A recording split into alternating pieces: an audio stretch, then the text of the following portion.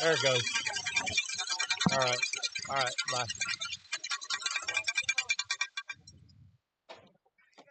Getting tired of this. Who's playing? Oh, we're playing that. That's our speaker thing. All right, I do believe we are back live. I hope. Well, and Devine has picked up a couple first downs as they've driven from the Hondo out 24 to. No, from the Devine 24 to the Hondo 41. Yeah. Yeah. They've got a drive going, and they're getting it in chunks, 6, 7, 8, 10 yards at a time. They've got some weapons. The quarterback, Hackabill, number 4, yeah, that's a familiar name. Hondo roots right there. He married a Friesenhahn, and they moved to the Beery area. Contreras, number 22, is out there, and I'll get you some more numbers here. Under center, back inside counter, and that's Contreras with the football, and we're just riding him to the ground. Number 10 is in on that tackle. That's Caden English along with Will Winchester, but all the way down to the 30. It's just 10 yards at a pop right now. I think Hackabill's number 1. Number 4, Buddy Santos, is another one that's doing some damage out there. Devine is wearing the gold pants, maroon shirts, maroon helmets, and driving the football. We're in the first possession of the game. Owls kicked off. We won the toss and deferred, kicked off. They go with 2 split receivers and in the gun. And the pistol with the guy behind him gives it to the back. And follow the ball's on the ground, and the Hondo Owls are on the football. And that is one thing you talked about in the pregame. We don't know if the people were there. Who comes up with it? 42, Tyler DeLeon, one of those senior middle linebackers. Big player, big play for your Hondo Owls. We talked about the fact that Devine does put the ball on the turf, and the Owls have to take advantage of it after that rubber band was stretched pretty tight, Tom, but it didn't snap. We heard some music, some rock music playing. Well, they brought the speaker from the field house out here, and they're playing a little music that they've got tuned up. I don't know who's controlling that, but it's down on the track, so pretty good. No cheerleaders, no band for Hondo. Very limited fans. In the gun, 2 to the right, 2 to the left, typical spread. Looking for Dickens with the football, trying to get to the left edge out there. Can he get around number 3? He's going to have to drag him forward. We started right there on about the 28-yard line. And he's going to get to the 31. Did they have the 20? Yeah, of course, down in distance, ball on, and all that fun stuff on the scoreboard, probably being operated by the referee. You pay referees, and they're going to run the clocks. They're not going to run the scoreboard a whole lot. Pick up a 2, 2nd and 8. Garcia rolls to his right, looking for Shelton. Lukey overthrows him. Lukey kind of broke off his route right there. The wind, if there is a wind, it's at our back, and Shelton's got to finish that route. He had a step on number 27. That is Xavier Martinez, senior defensive back. 3rd and 8, big play right here for the Downs. Yeah, he slowed down. I don't know if he thought he was going to get the ball thrown to him, but trips right. One man to the left, rolling right, stops, sets up, heavy traffic sacked. And that's, we're going to have to, you got to get rid of that football fast because this Devine defense, we know they attack, and now the Owls are going to be forced to punt. Brandon R. comes out, and with the rest of the punt unit, they're going to drop number 8 deep, Mason Burford, another senior. They have 14 seniors, 9 juniors, 7 sophomore, and 2 freshmen up on this team. So after Hondo recovered the fumble, they went 3 and out. And went backwards. Went backwards, yes. It's about 4th and 16, 17 yards to go.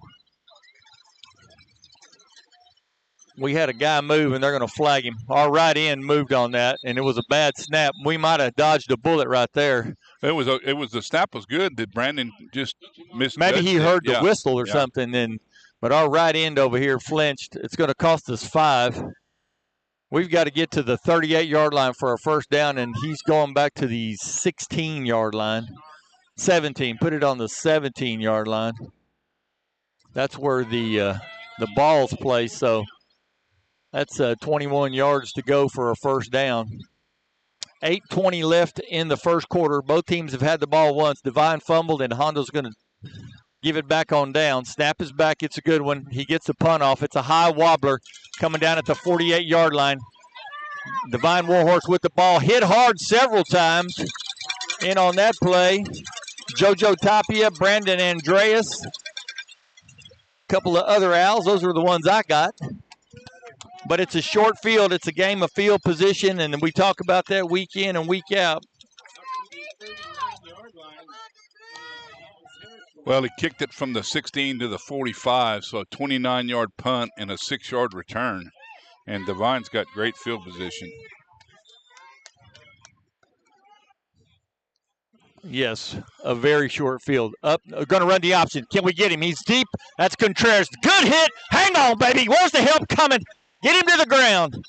And this is a guy that ran all over it. And we got the football. Some of the Owls are saying we've got the football. Shelton Lukey comes out of the pile.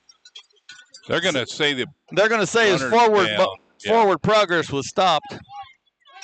But I like the fact that we came out of the pile with the ball. That's got to get them thinking a little bit. Let's see what the Owls can do here. They pick up 4 on that play. Still, they got 4. Yeah, it's too much. All right, here we go. Let's see what happens.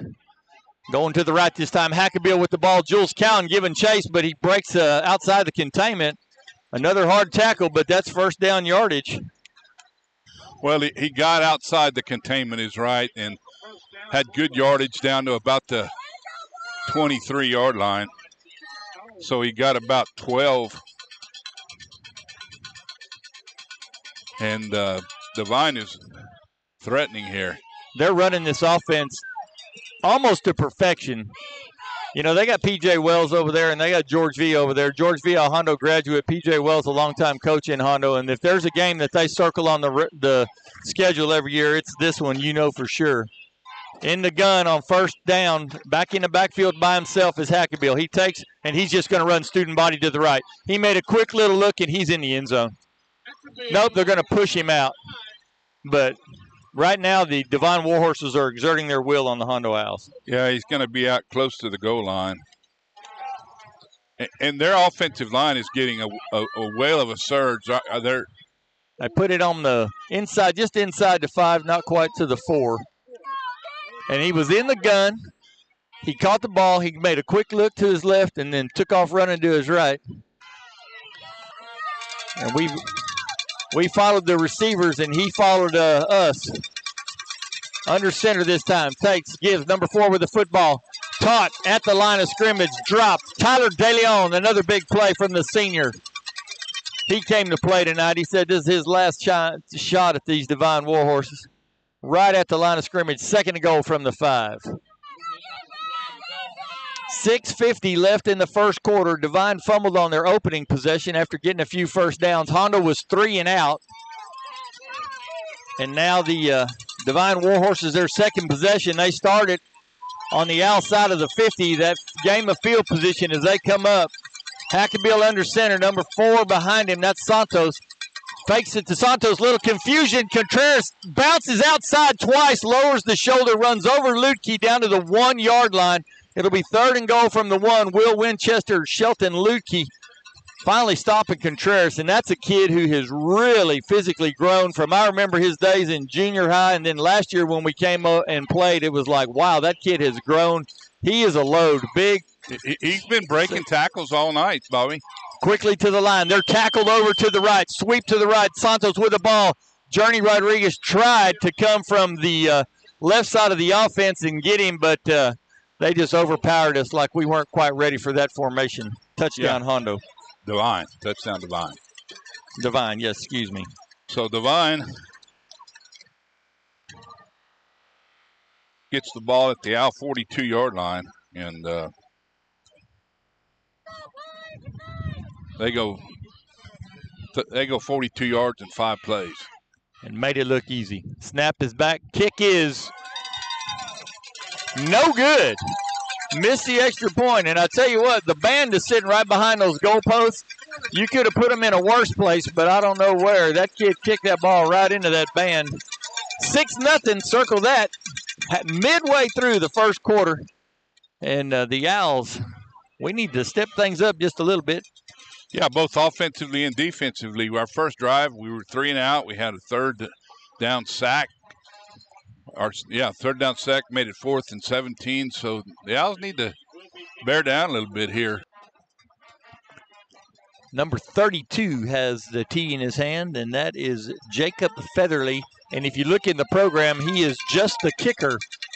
And a senior on this team, one of their 14 seniors. He's lining up like he's going to pooch it, and that's going to be number 9, Brandon R. Garcia, that he's aiming that at.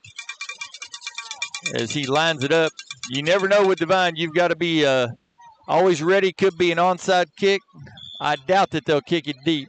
Seldom do they. Unless they have a really thunder-footed kid, which they've had a few over the years. But finally getting some people found us online. We appreciate y'all tuning in. There's a high poocher and going to make it back to Dickens. He drops the football, picks it up at the 20, 25, trying to get to the 30, and he's going to be brought down at about the 28-yard line. And you know, Tom, there's little things in a ball game that kind of let you know if a team's ready or not, and sharpness, crispness. Right there, you talked about Brandon dropping the punt snap. I'm watching Trey Dickens. I haven't seen him drop a kickoff all year. He drops that, has to pick it up, gets us out to the 28. But got a long field in front of us. The offense we need a first down or two right here to kind of settle the storms a little bit. Yeah, definitely. Owls go with 3 guys in the backfield. They give it to Carson Winchester. He's going to get just a yard or 2. And once again, the attacking defense of the Devine Warhorses, they have come to play tonight. 72, John Schnautz. Big lineman in on that. Garcia's going to keep it up the middle after riding the fake to Dickens. He's going to cross the 30, get out to about the 32-yard line. It'll bring up 3rd down and about 4 long. Well, they're going to give him 5 based on where they put that stick. So 3rd and 5, and Brandon R. Garcia checks in. And Brandon Andreas checks out. We got a lot of Brandons on this team. Brandon Andreas, more of a fullback tight end. Yeah, and a lot of Cadens, first name and last name. Man in motion is Winchester. We're rolling to the right. They're trying to keep him in the pocket, and he fires a dart into the ground.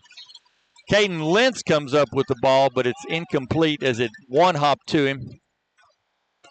And a referee comes up, coming off the ground, little extracurricular activity, and a referee comes up and tells the young men, we ain't going to have any of that.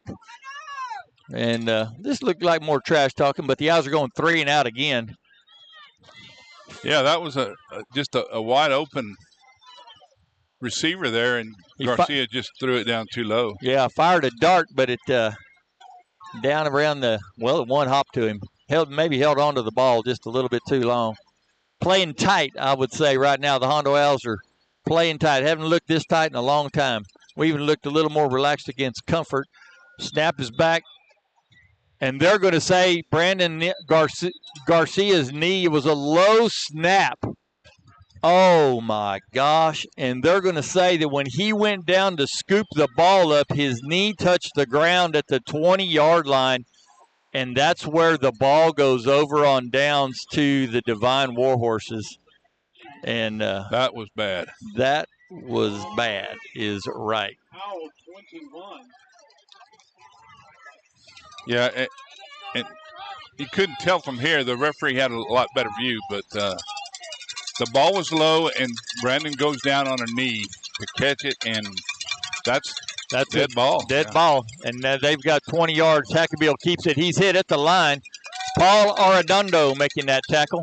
Their line is big and aggressive is what I was told, and we play with the quick defensive linemen, and their offensive line is huge in comparison. So we've got to make sure we get in the right spots.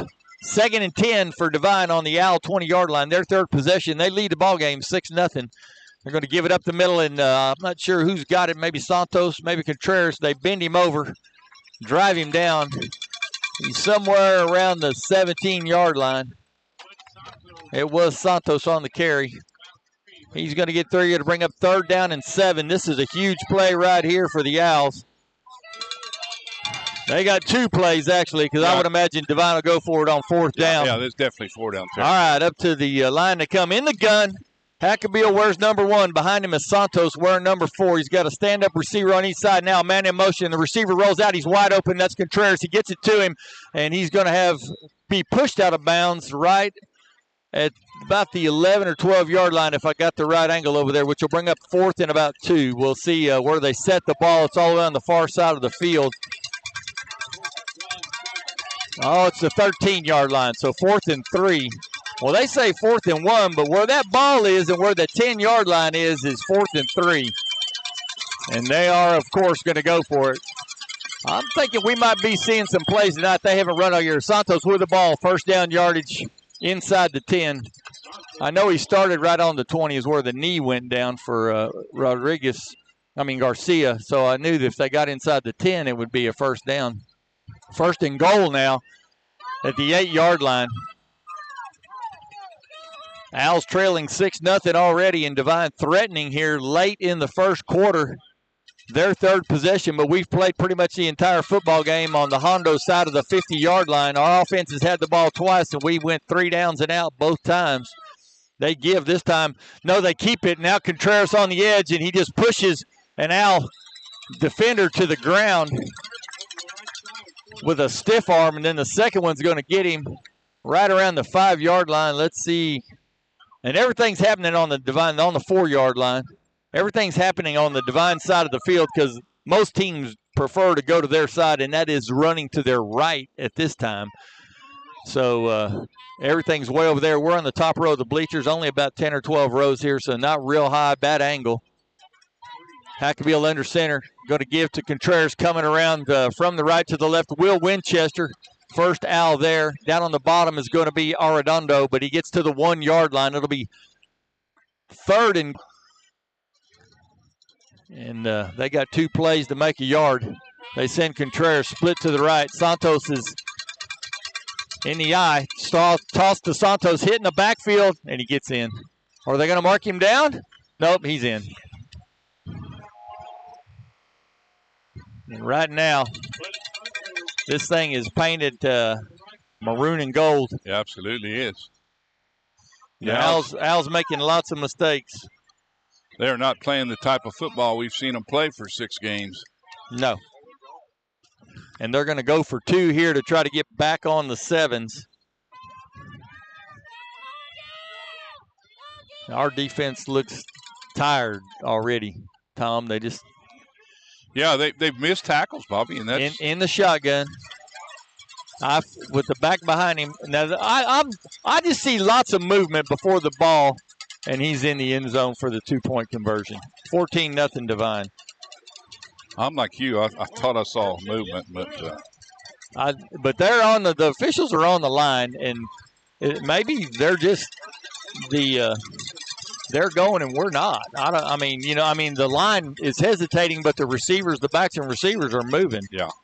I'm not sure what it is, but we got a long way to go right now. 14-0, 2:33 left in the first quarter. And this will be our 3rd possession, and we've run 6 offensive plays. That drive was 7 plays, 26 yards. Was it 26? Yep, because I thought he went down on the 20 because I thought he was standing right on that maroon line. Oh, yeah. Well. Yeah. Either way, at 20 or 26, it don't really matter. All right. There you go. Oh, you want a chair? You got your iPad out. You want to sit down? I'll give you that first chair. Maybe they want me to sit down. Number 32, he's got it teed up. The wind started blowing, so I had to close my book. Jacob Featherly. A wobbler down the middle of the field. Brandon R. Garcia bounces it and finally gets it picked up. Dickens going to lead the way. Got a slice. 40, 45, 50. One got to beat. He gets over him. 35-yard line on the Devine side of the field. The senior, Brandon R. Garcia, your kicker. your wide receiver, and now your kick returner. He is our special teams hero all year, Tom.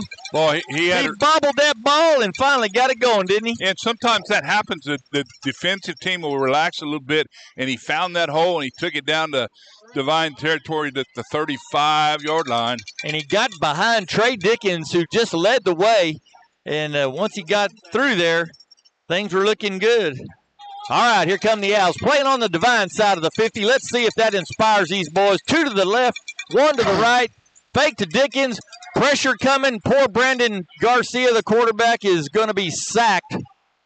And we got to figure something out because they are bringing the house. They're manning up on us and bringing the house.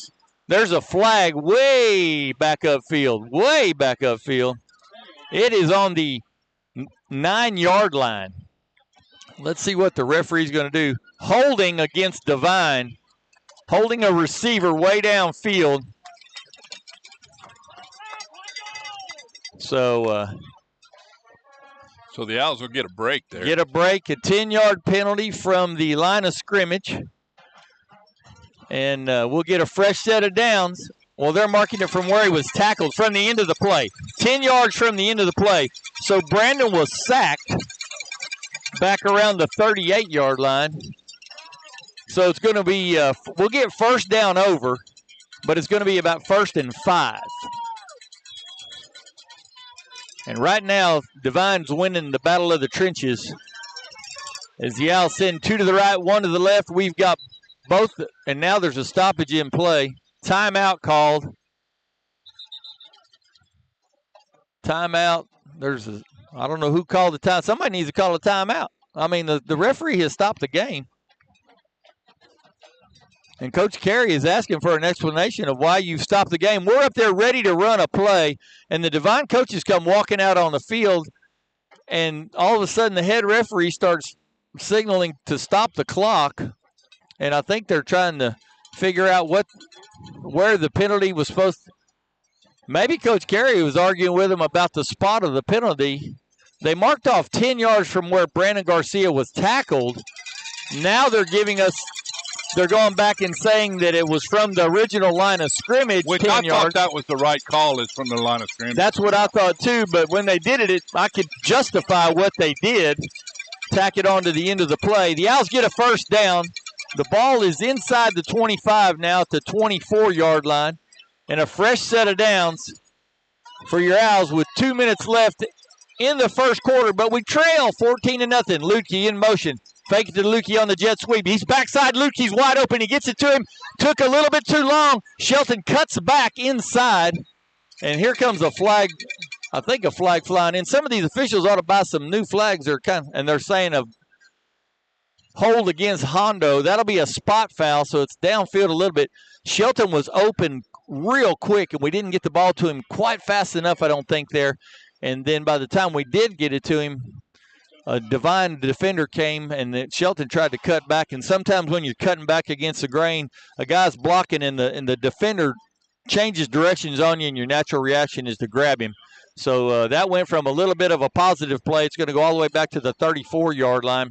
We'll get first down over, but it's going to be 1st and 20 from the 34-yard line.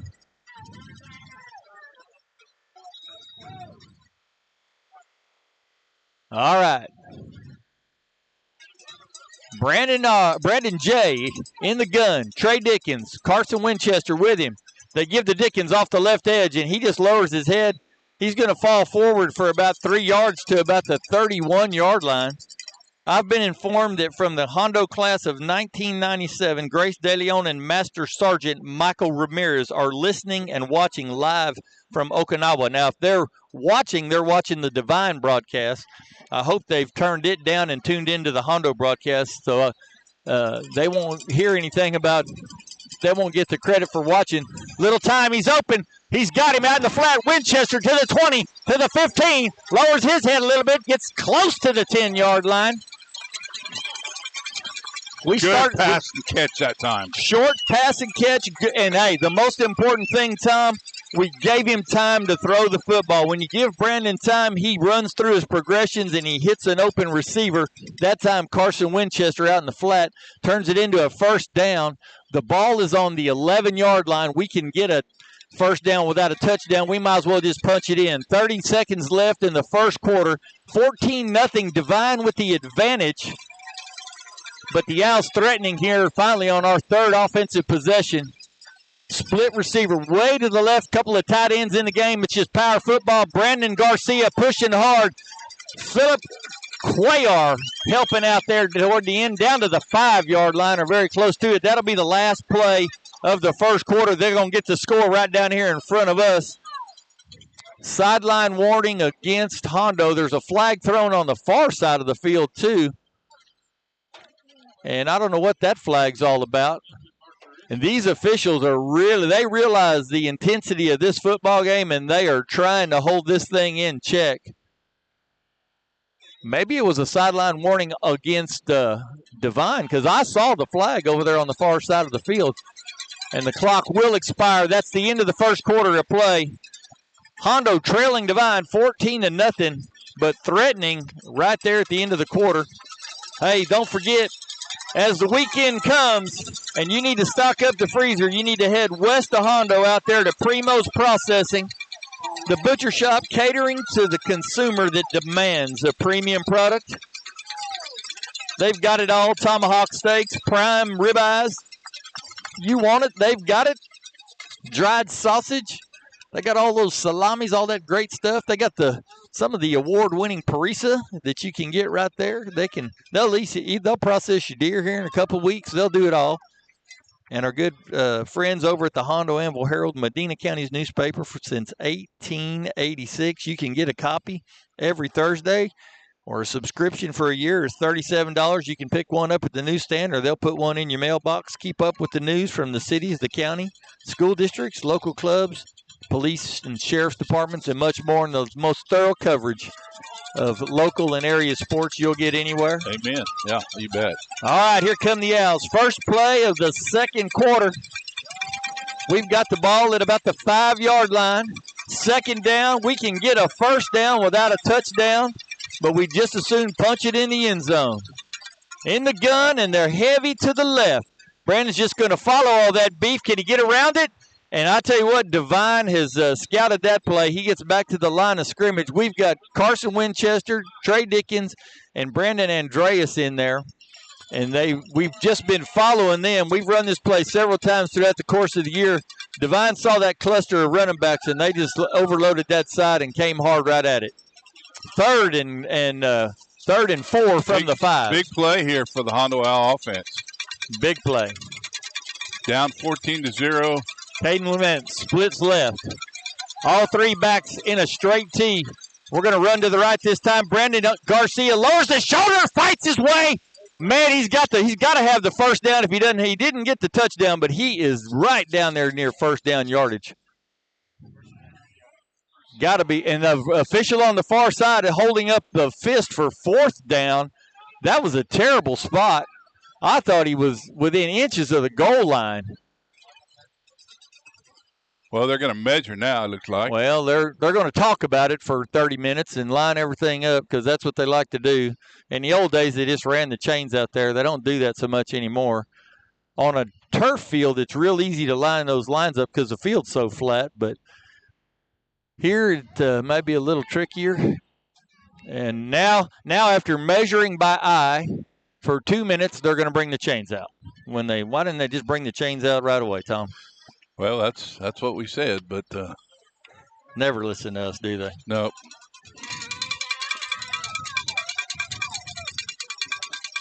All right. Let's see. I didn't think Brandon got a very good spot there. I thought he was closer. And size up here with a pair of binoculars, and he indicated first down. But where that ball's sitting, we're going to be short by about a half a yard. Almost. That's a full yard. Yeah. I thought he was pressing for the goal line. I don't know. It's hard to tell. Again, we're down lower than we normally are, and everything seems to be happening on the other half of the field. And the Owls are going to go for it here. They got to get 1 yard for the first down. They got to get 2 yards for the touchdown. Up to the line they come. Calls for it. He's going to follow him. He's pushing. My good touchdown. Hondo Owls. Good effort by the offensive line. A good surge. Good lead by Carson Winchester, Brandon Andreas, and Trey Dickens. Brandon Garcia gets in the end zone for the touchdown, and we've cut the lead in half. Well, early in the second quarter. And give Brandon R. Garcia credit for that score, Bobby, because he returned that kickoff back to the 35-yard line. He gave us a spark. And then we got to play on that short field that we talk about week in and week out. All the difference in the world right there. All the difference in the world. Tyler DeLeon will snap it. Caden English will hold it. Brandon R. will attempt the extra point. The snap is back. The hold is down. The kick is up. And that is going over the band because that's how we roll in Hondo. And your Owls are back in this thing. Weather the storm. Weather the energy. And see what happens. So that was a 35-yard drive, 7 plays. And the big play was that pass play to Carson Winchester. Yes, huge play. Well, I was trying to find it. Oh, there you go. That was in the first quarter still. That's why. So that was a 20-yard completion and got the Owls down to the 11-yard line. And from there, they took it in the end zone. Took 4 plays, but the Owls got the score. Hey, that's right. We got what we needed. 15-7. 15-7. That scoring drive compliments of Cecil Atkinson Ford customer service. Whether you're out on the lot buying a new one or you're back in the service department, customer service, it's not a slogan. It's their way of doing business. Go see the good people over at Cecil's. And when you get your new ride, head on down to Hermanson's. Locally family owned since 1946.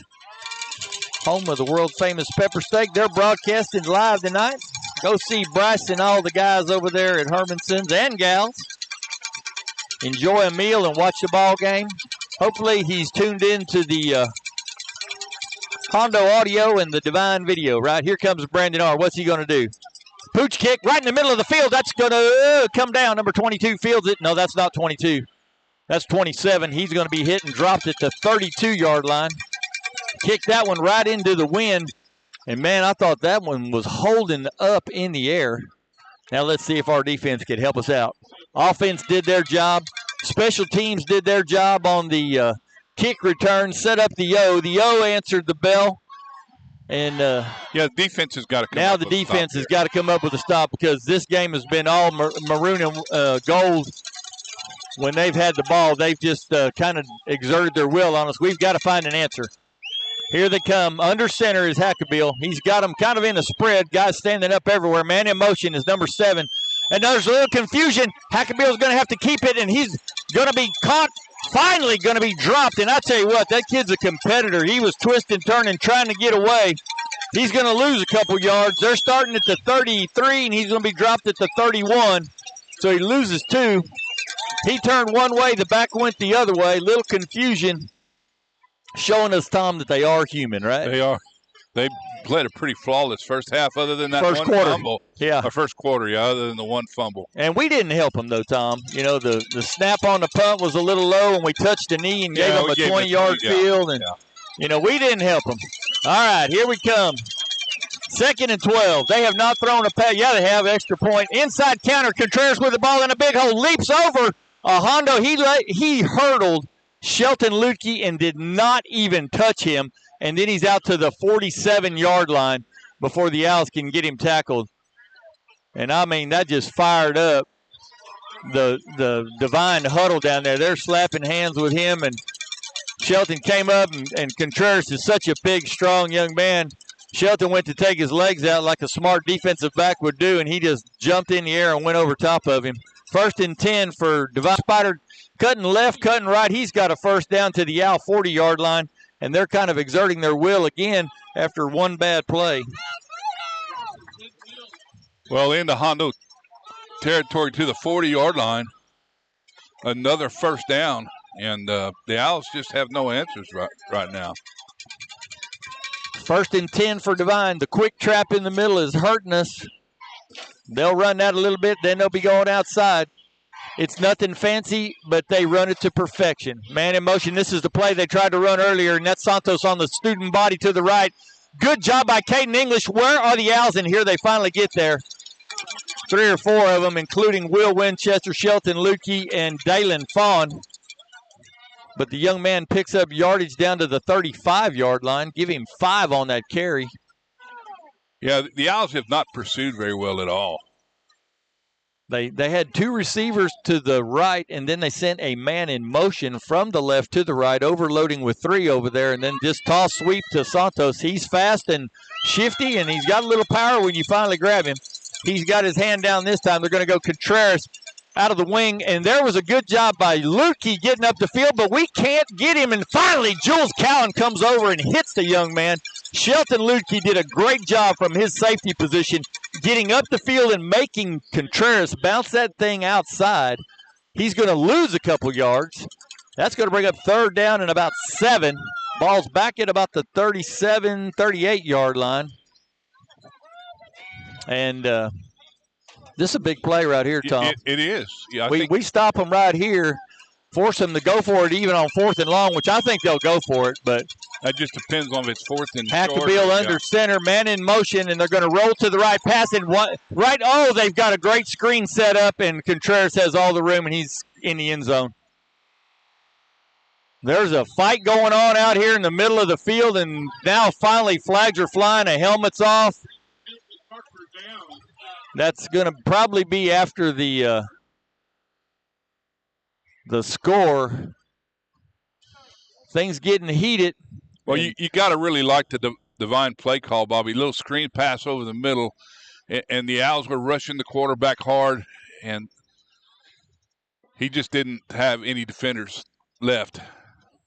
Kind of backside. They kind of had everything on the right side. Then they throw back in the middle, but to the left, and he went down the left side, which is the Devine side of the field. And if you see a trend, a lot of their plays, they run to their sideline. Big conversation going on, and what I don't like is that if they're going to huddle up, I'd like to see those officials get out in the middle of the field. They're going to say let's see what happens here. The officials come back. He's saying unsportsmanlike conduct against Devine is the only call. That is the only call, and there was a Hondo kid and a Devine kid. There's 7 officials here, and their coaches are irate. And we're on the numbers over on their side of the field, and their coach is now wanting an explanation. Touchdown scored on that play. Did it happen during the play? He did not stick his hand in the air to indicate dead ball. He just stuck it out. That tells me he's 15 yards from the spot of the infraction. Back from there, the score comes off the board. Right. And their coach is irate out on the field. And that ball is going to come all the way back to the 38-yard line. They'll get 3rd down over. It was 3rd and 7, and now it's 3rd and 8. So Contreras got hurt in the Refugio game, and they haven't used him very much at all this season. I had a feeling they were waiting to use him against us tonight. Their center is a college-sized kid. Their right tackle is a college-sized kid. They line up in the gun. Contreras in motion, rolls right. Hackabill under pressure, throws it out, gets it out of bounds, gets it past the line of scrimmage. He was, you could almost say, in the grasp. Wyatt Boss, number 25, the sophomore, quickly in on Hackabill. Their quarterback is a junior. So it's going to bring up 4th down and 8. And let's see if they try to punt the ball or they're going to go for it. If they go for it, that is showing zero respect for your Hondo Owls. 14-7, 7:29 left in the first half. And it's 4th and 8, and Devine's going to go for it. They may try to draw us offside to shorten that distance. They send 3 receivers to the right and 2 to the left. Hackabill's in the backfield by himself. They may try to quick kick it, too. He takes it, and Hondo's going to call a timeout. Hondo takes a timeout. We're going to take it with him for just a second. You're right. That may have been a quick kick fixing to happen. You know, while we have a timeout, don't forget about your friends over at the Hondo National Bank. First chartered in 1901 in that same building. It was just about half the size that it is now. Your friend, your neighbor, your banker, we've been here through thick and thin, the Depression and lots of other things. Survived it all. Cross Connection is right next door to the Hondo National Bank, your local Radio Shack and AT&T cell phone store. The game being brought to you tonight using a hotspot, which if you don't know what a hotspot is, that helps you get better internet service so we can plug in our laptop and do all the fun stuff.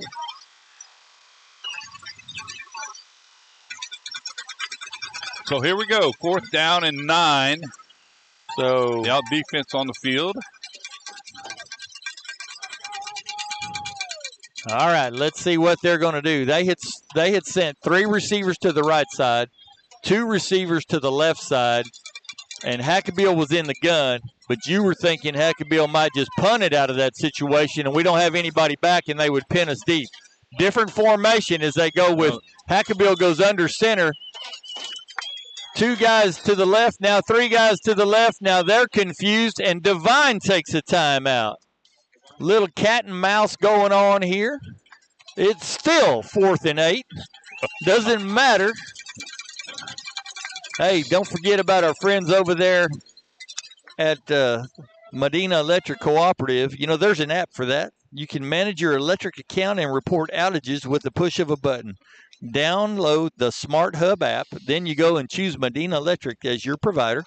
Once you've registered, all of your account information will be at your fingertips. You can report an outage, pay a bill, see if your kids are messing with that thermostat, and all before you ever get your first bill. Learn more at medinaec.org, medinaec.org. And then, go ahead. 7:28 left in the first half. 14-7, Devine with the advantage. Devine's a team that puts up 50 points a game. Hondo's a team putting up about 40 points a game. So it's been an offensive explosion, really. The Owls have dodged a couple bullets. Devine fumbled, and the Owls recovered, and then Devine now they're sending Contreras in punt formation, but Hackabill is the up back. We are not sending anybody back deep. They ought to run JoJo Tapia or Shelton Lukey, one of them back deep. We're thinking it's a fake all the way. Snap is over his head. That's a live ball. The ball is way over his head, and now he's going to just take off and try to run with it? Really? And he does. The snap, I don't think he was ready for the snap. The Owls didn't have anybody back deep thinking it was a fake, and they snapped that ball 3 yards over Contreras' head. He retreated all the way to about the 40-yard line on the Devine side of the 50, picked it up. He thought about punting it, and then he just took off running. He got all the way to the 43, 44 on the Hondo side. So the Owls, they're going to put it on the 43. The Owls playing with a 57-yard field, 7 minutes and 20 seconds. Let's get that offense rolling, Tomcat. Amen, brother. We need it. If you hear some noise, people are stomping their feet. We don't have but a couple hundred people at this game, and they're stomping their feet, ringing their cowbells, trying to make as much noise as they possibly can to support their Hondo Owls. In the gun, Garcia takes, drops, straight drop. Now he rolls away from it. Left, looking, flag flies behind the play. That's going to be a hold probably. He's going to lose yardage. It is a hold against Hondo. Dropped by the referee. Yeah, he might have got back to the line of scrimmage. Yeah, but so if he gets to the line, they'll take the penalty. They'll go back scrimmage, mark off 10 yards, and it'll be 1st and 20. We get the down over, but we go in the wrong direction. And right there, the Devine Warhorses had good coverage on us. Debbie Krieger and Kim Davis are tuned in and listening to the game. I don't know if Debbie is still out in California or if she's over in Texas visiting. They're going to fake to Dickens, and Garcia's got some room. And man, it closed quick. I saw a big gap, and he couldn't quite get to that gap before number 2 got there. That is Colin Dishman. You know, we've called a lot of names, and almost every one of them, they've got 14 seniors on this team, including their kicker. But we are calling those seniors out for Devine. This is a team that has not a lot of seniors, but they are their ball players.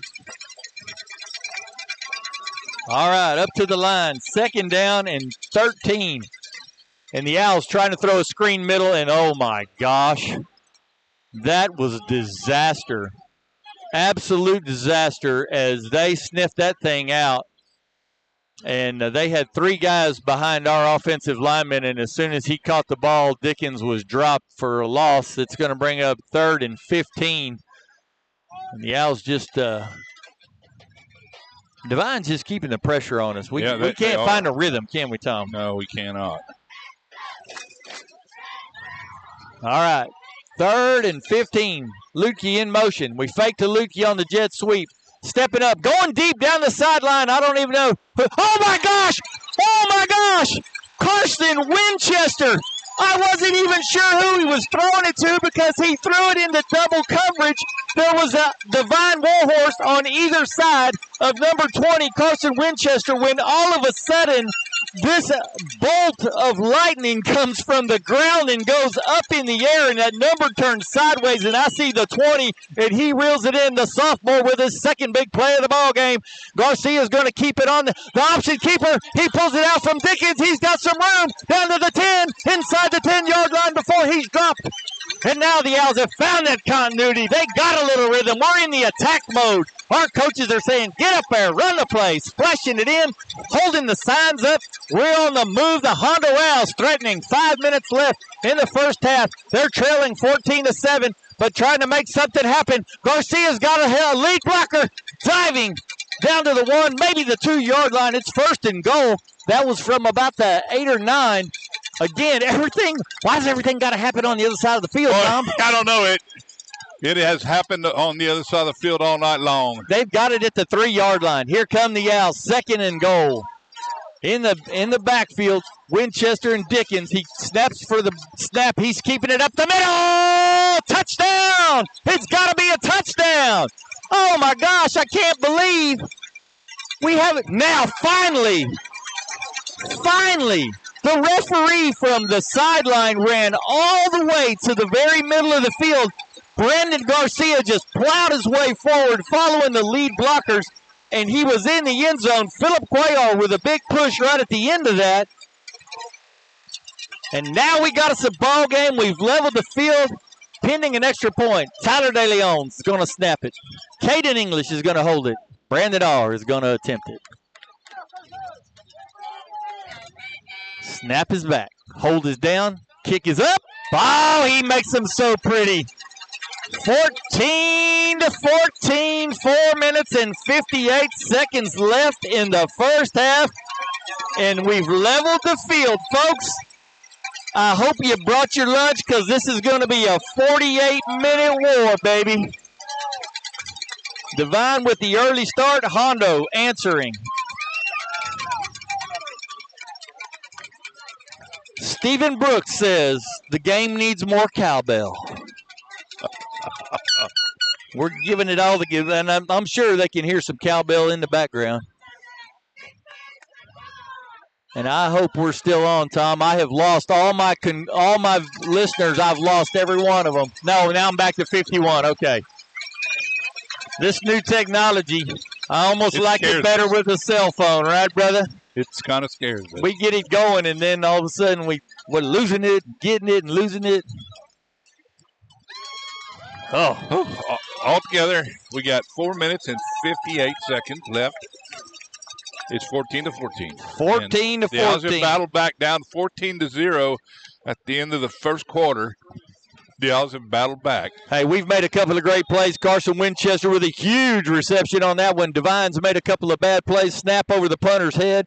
A penalty on a touchdown that brought some points off the board on a personal unsportsmanlike conduct. Not a personal foul, an unsportsmanlike conduct. Brandon R. tees it up, kicking into a brisk wind. Up to the ball he comes. It's another pooch kick. 27. He's got it at the 24-yard line. Hit by Journey Rodriguez. Gets away from him. And then just a whole group of Owls, 9 Owls right there at the 30-yard line. That's where they'll start it. Number 27 is Xavier Martinez, another one of those seniors, trying to keep the ball away from those deep threats. Got some girls that's stepping up trying to be cheerleaders. We love that too, since we weren't allowed to bring our cheerleaders. Oh, one of those is a cheerleader. I know that young lady. All right, here we go. 1st and 10, Devine. They're on their own 30-yard line. Under center. 2 men in motion at the snap. They finally blow it dead. Coach Carey down there helping the official. They had both wingbacks moving at the snap. It'll be 1st and 15. And then the offensive lineman said, "What happened?" "It wasn't you, big guy. It wasn't you. It was the fleet-footed fellas." Mark it back to the 25. 4:50 left in the half. 14-14 the score. Now this defense needs to rise up. We need a big play. Tom, we need to go to the Tom Graff Bakery right here. We need a turnover. Yes, we do. Man in motion. He turns right back around. They give number 4, Santos, up the middle. He's going to get his 5 yards back. It'll bring up 2nd down and 10. Just following the big offensive lineman. Now, one lineman kind of grabbed a hold of Santos and was trying to run with him. We've had 530 tune-ins throughout the night. People check in. 14-14. I hope Michael Ramirez is, he may be watching the Devine broadcast, but he's down in Okinawa, Japan. All right, Contreras with the ball and lowers the pads. He's going to pick up 5 to the 35-yard line. It'll be 3rd down and 5. This is a huge play right here, Tom. Huge play. But they're getting 5 a carry. We got to do something. Yep. And I'm thinking it's going to be a run. You know, that's their bread and butter. Hackabill gets the play from the sideline. They have thrown the ball effectively when they've thrown the ball. But they had a penalty called back, a touchdown. 2 receivers to the right, 1 to the left. Now the one goes from split to wing. Al switching around, man in motion. Flags flying. Stop the play. That's going to be 5 against Devine. It'll bring up 3rd down and 10. Yes. Kind of getting caught in their motion a little bit. Well, early in the ball game, you kind of mentioned that they had a lot of motion that didn't get called. Now it's getting called. And I'm not saying that it was a penalty. It just appeared to be a penalty. And now 3rd and 10. Let's see how that changes the game for Lukey and JoJo Tapia. Somebody got to – English went to tackle him. Somebody got to knock the ball down. 1st down, Devine at the 48-yard line. Well, I think Caden thought he had an interception, and he ran underneath it, and number 8 just ran in front of him. I thought they were going to go to 2 running the post route, and then I'd see the balls coming this way. They've got the wind at their back. 2 minutes and 45 seconds in the half. It's 14-14, and they're going to give it to Contreras, and flags fly again. And it is going to be another false start. And number 72 is not happy. He is looking at the official, and they're, you know, it's with referee. The 2 of the linemen were jawing at the head referee. And that won't go over too well. Well, you don't need to do that. You know, they threw a flag, and you can be frustrated in your huddle, but you don't turn to the professional and do what they're doing right there. All right, up to the line they come. 1st and 15. Take Contreras, sweep to the left. And he's trying to get the edge. JoJo, that was not JoJo Tapia. That was Adam Rios, just number 4. I saw the 4. He's going to get his 5 yards back that they lost on 1st down. 2:20.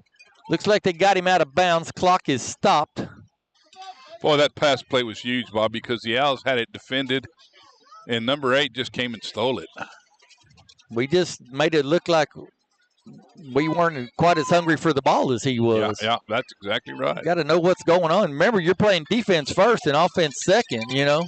All right, here they come in the double wing with a back down, man in motion. Inside counter to Contreras. He hurdles trouble. They're going to have 1st down yardage to about the 41-yard line. Or they stop the clock. He was tackled in bounds. So you're either going to move the sticks or, yes, now they're moving the sticks. 2:10 left. They should have that clock running. They gave them a little extra time right there. The official on the far side of the field signaled to stop the clock, and then it was close. They weren't sure if it was a first down. In the gun is Hackabill this time. He's got Santos on the three-point stance behind him. He's looking to pass the ball screen middle. This is the play they scored on, but this time they go to Santos, and they're going to score again. Nothing more frustrating than that right there. Yeah.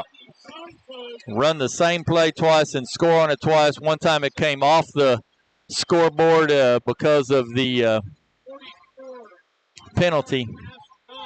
A minute 41 left in the half, and Devine retakes the lead 20-14. And a team that runs the ball are throwing the ball well. Yeah, they really are. They've got it teed up, trying to get an extra point here. And that looks like maybe a student section down there that they've created in the end zone. And he missed another one. You know, for a guy that's just a kicker in the program, he's missed 2 extra points in this ball game. And, you know, I hate to say this, but if you're not going to give us tickets, they're not practicing social distance. You know, you put those chairs down there, and I guess all that goes out the window about the time you kick off, doesn't it, Tom? Yeah, it sure does. Yeah. All right, 20-14. They've missed 2 extra points, went for 2 on their other touchdown. They've got 3 scores. Well, they've got social distancing in the stands, but not in the end zone. They put some chairs down there, and I'm assuming those are students. They look young, the way they're dressed, but yeah.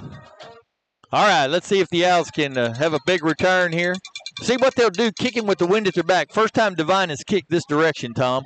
The other times they kicked right to left on the radio dial. This time left to right. They've got the wind at their back. We'll see. He's not shown much of a leg so far. Well, he pooched into the wind. I don't blame him for pooching into the wind, but he's missed both extra point attempts that he tried, and neither one of them had much air on it, did it? Both of them kind of low line drives. All right, he's got it teed up.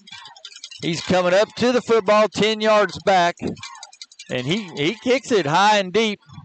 Winchester fields it, and he's got to run it out. 5, trying to get to our side, cuts up. 10, 15, 20. He's got a burst. 25 is going to be brought down about the 28-yard line. That ball hit that grass and stopped, didn't it? Well, it did. He thought if that would have been on a turf field, it would have rolled in the end zone, and he thought it was going to roll in the end zone. We don't play on many grass fields anymore. He actually did a pretty good job of once he got it. Yeah, getting it back to the 27. You know they were coming. And he gets it out to the 27-yard line. Let's see what the Owls do with a minute 34 and 2 timeouts. Garcia in the gun. He's got an I formation to his left and 2 split receivers. Now Dickens goes in motion, and they fake to Dickens. Garcia straight down. Oh, Nelly! Oh, Nelly! Number 1, Brandon Garcia lowers his head and flat runs right over top of Brady Hackabill, the quarterback, playing both sides of the ball, and picks up huge yardage out to the 44-yard line. Got 17 yards. And fake to Dickens. Dickens going to block. He's going deep down the field. And he caught the football. No, incomplete pass. But that kid was about to he had a hold of Caden Lentz's jersey right up by his shoulder. He might have even had his fingers inside the shoulder pads. That'll be a 15-yard interference penalty. Now, just a shame it's not like the pros. In high school, it's from the line of scrimmage. 15 yards in pros, it's to the spot of the foul. Yeah, this is going to be a 15-yarder, which is going to put the ball at about the 40. And they call it holding instead of interference. That's only 10 yards. He was holding him, that's for sure. Boy, yeah, he was holding him, but they've thrown the ball to him. That's pretty much pass interference. Caden Lentz almost made a spectacular one-handed catch because he couldn't get his other hand to the ball because the boy had his arm in front of Caden right on his chest, and he couldn't get his other arm over. 1st and 10 for Hondo. A minute 8 left. The O-line and the backs are blocking just enough to give Garcia some time. 2 receivers left, 1 to the right. Now we're taking a second here. Clock stopped because of the penalty. Everybody looking over to the right to the coaches. Dickens moves from the right to the left. Lentz in motion from the right to the left. Everybody coming hard left. Garcia pooches it up in the air. Wade Caden with a big catch. Oh, Nelly. It was a dying quail. It was a shot put. And Wade Caden, the junior, makes a huge catch right there and gets the Owls a fresh set of downs at the 26-yard line. Hondo quickly to the line. 55 seconds. The clock is moving. Play is called. 45. Calls for the snap. Fakes to Dickens up the middle. Looking. He's got to get rid of it. Can't afford a sack. He's going deep down the field. Oh, Winchester cannot come up with it. Lots of pushing and shoving, and the official just says that it's an incomplete pass. And that kid, that's twice that kid's lost his helmet, number 70. He must have one that's 2 sizes too large or something. He's got to leave the field for a play. 2nd and 10. 35 seconds left in the half. We have 2 timeouts. Looking for Winchester on that last one. Well covered, but if anybody can go get it, Tomcat, Carson Winchester will go get it. He sure will, Bobby. He is aggressive. All right, here they go. 2 to the right, 1 to the left, 2 backs in the backfield. Fake to Dickens. He's looking to block somebody. Going post route down the middle of the field. Lukey right there. Oh, that's going to be interference. That's got to be 2 flags on the ground, and there's a flag in the backfield too. What's the laundry in the backfield? That's probably hold. They're talking it over. We've got an interference in the end zone. Yeah, that's definitely an so interference. So at worst, it's going to be a do-over. 2nd and 10. 29 seconds left in the half. And holding against Hondo. Offsetting penalties, it's just a replay. Clock was dead, so the clock will remain stopped. 2nd down and 10, 29 seconds left. We are on the 27-yard line, Devine side of the field.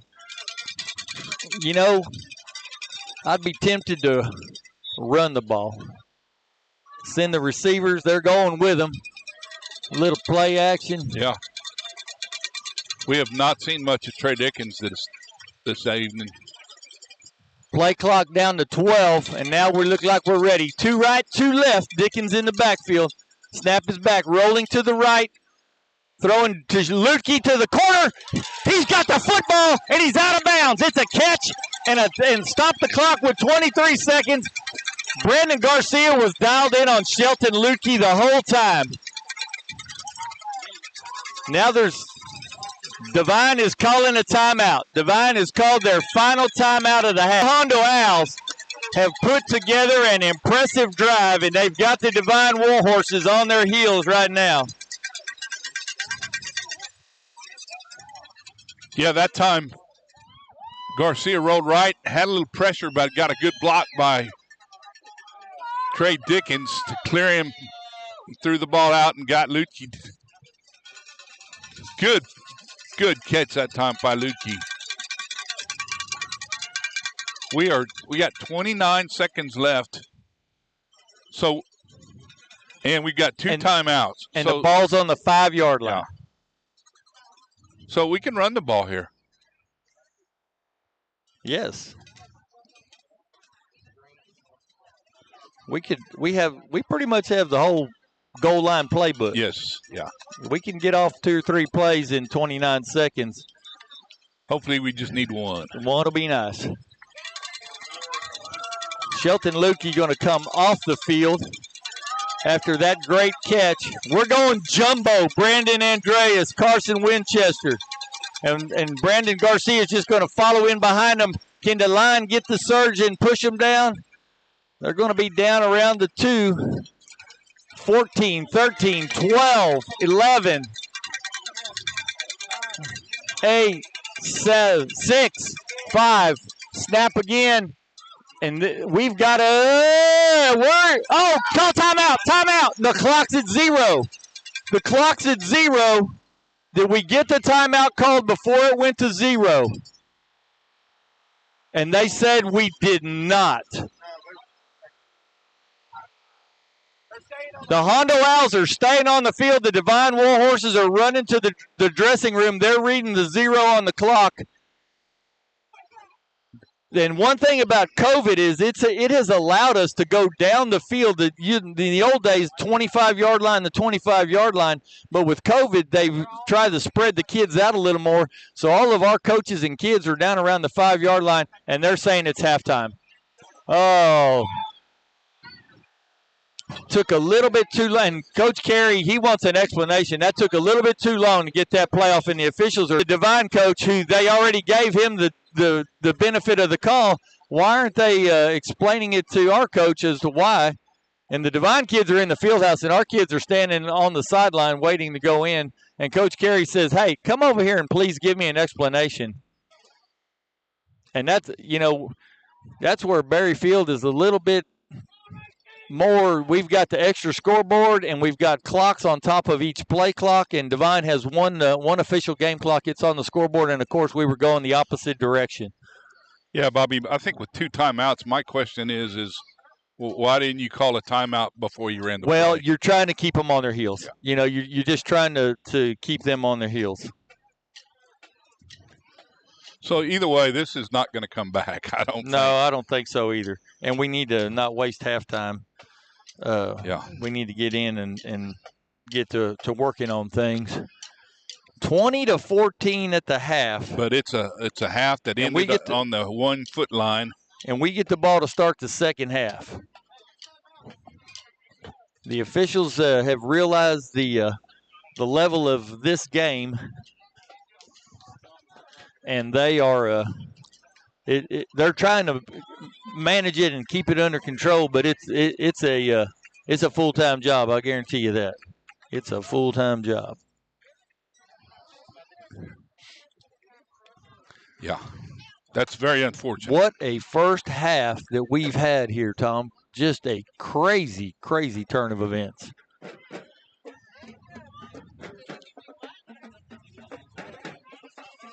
Yep, they said the clock ran out on us.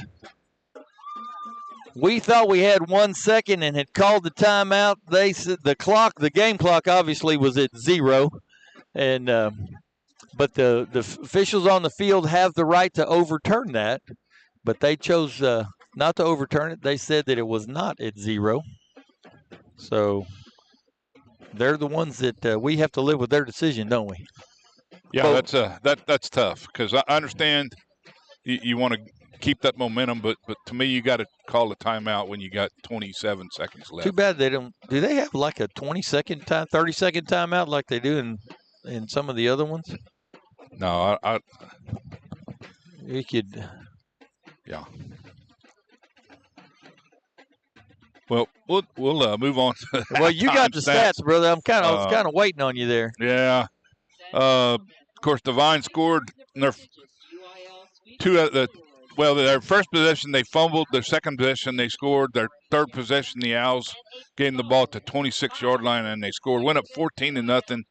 Second quarter, after a good Brandon R. Garcia kickoff return to the 35, a pass to Carson Winchester got him down 1st and goal at the 11 or 1st and 10 at the 11. But 3 plays later, they were in the end zone. Cut it to 14-7. Brandon Garcia scored later on in the second quarter to make it 14-all. Devine on 3rd down and 9 threw a screen pass and scored on a 41-yard pass to make it 14-20. The Owls drove down right before halftime, had the ball 1st and goal at the 1-yard line at the 5-yard line with 28 seconds left. They ran one play. They tried to run their offense and get it up to the line of scrimmage, and they didn't, and that was the half. First downs, Hondo 7, Devine 13. Here's a really stunning stat. Rushing yardage, Owls 15 for 9 yards, Devine 30 for 165. And there's a couple of quarterback sacks in there on the Hondo yeah, side. there is. Yeah, 3 of them actually. Yeah. And the punt, the snap to the punter that he went down on a knee works. Yeah, that's a loss of probably 12 yards, Yeah, 12 to 15 yards right there. So, there was a 7-yard sack and a 6. So there's probably 35, 40 yards of rushing in there altogether if you take away those deductions. Right. Receptions, yeah, it was 5 of 97. Devine 3 for 63.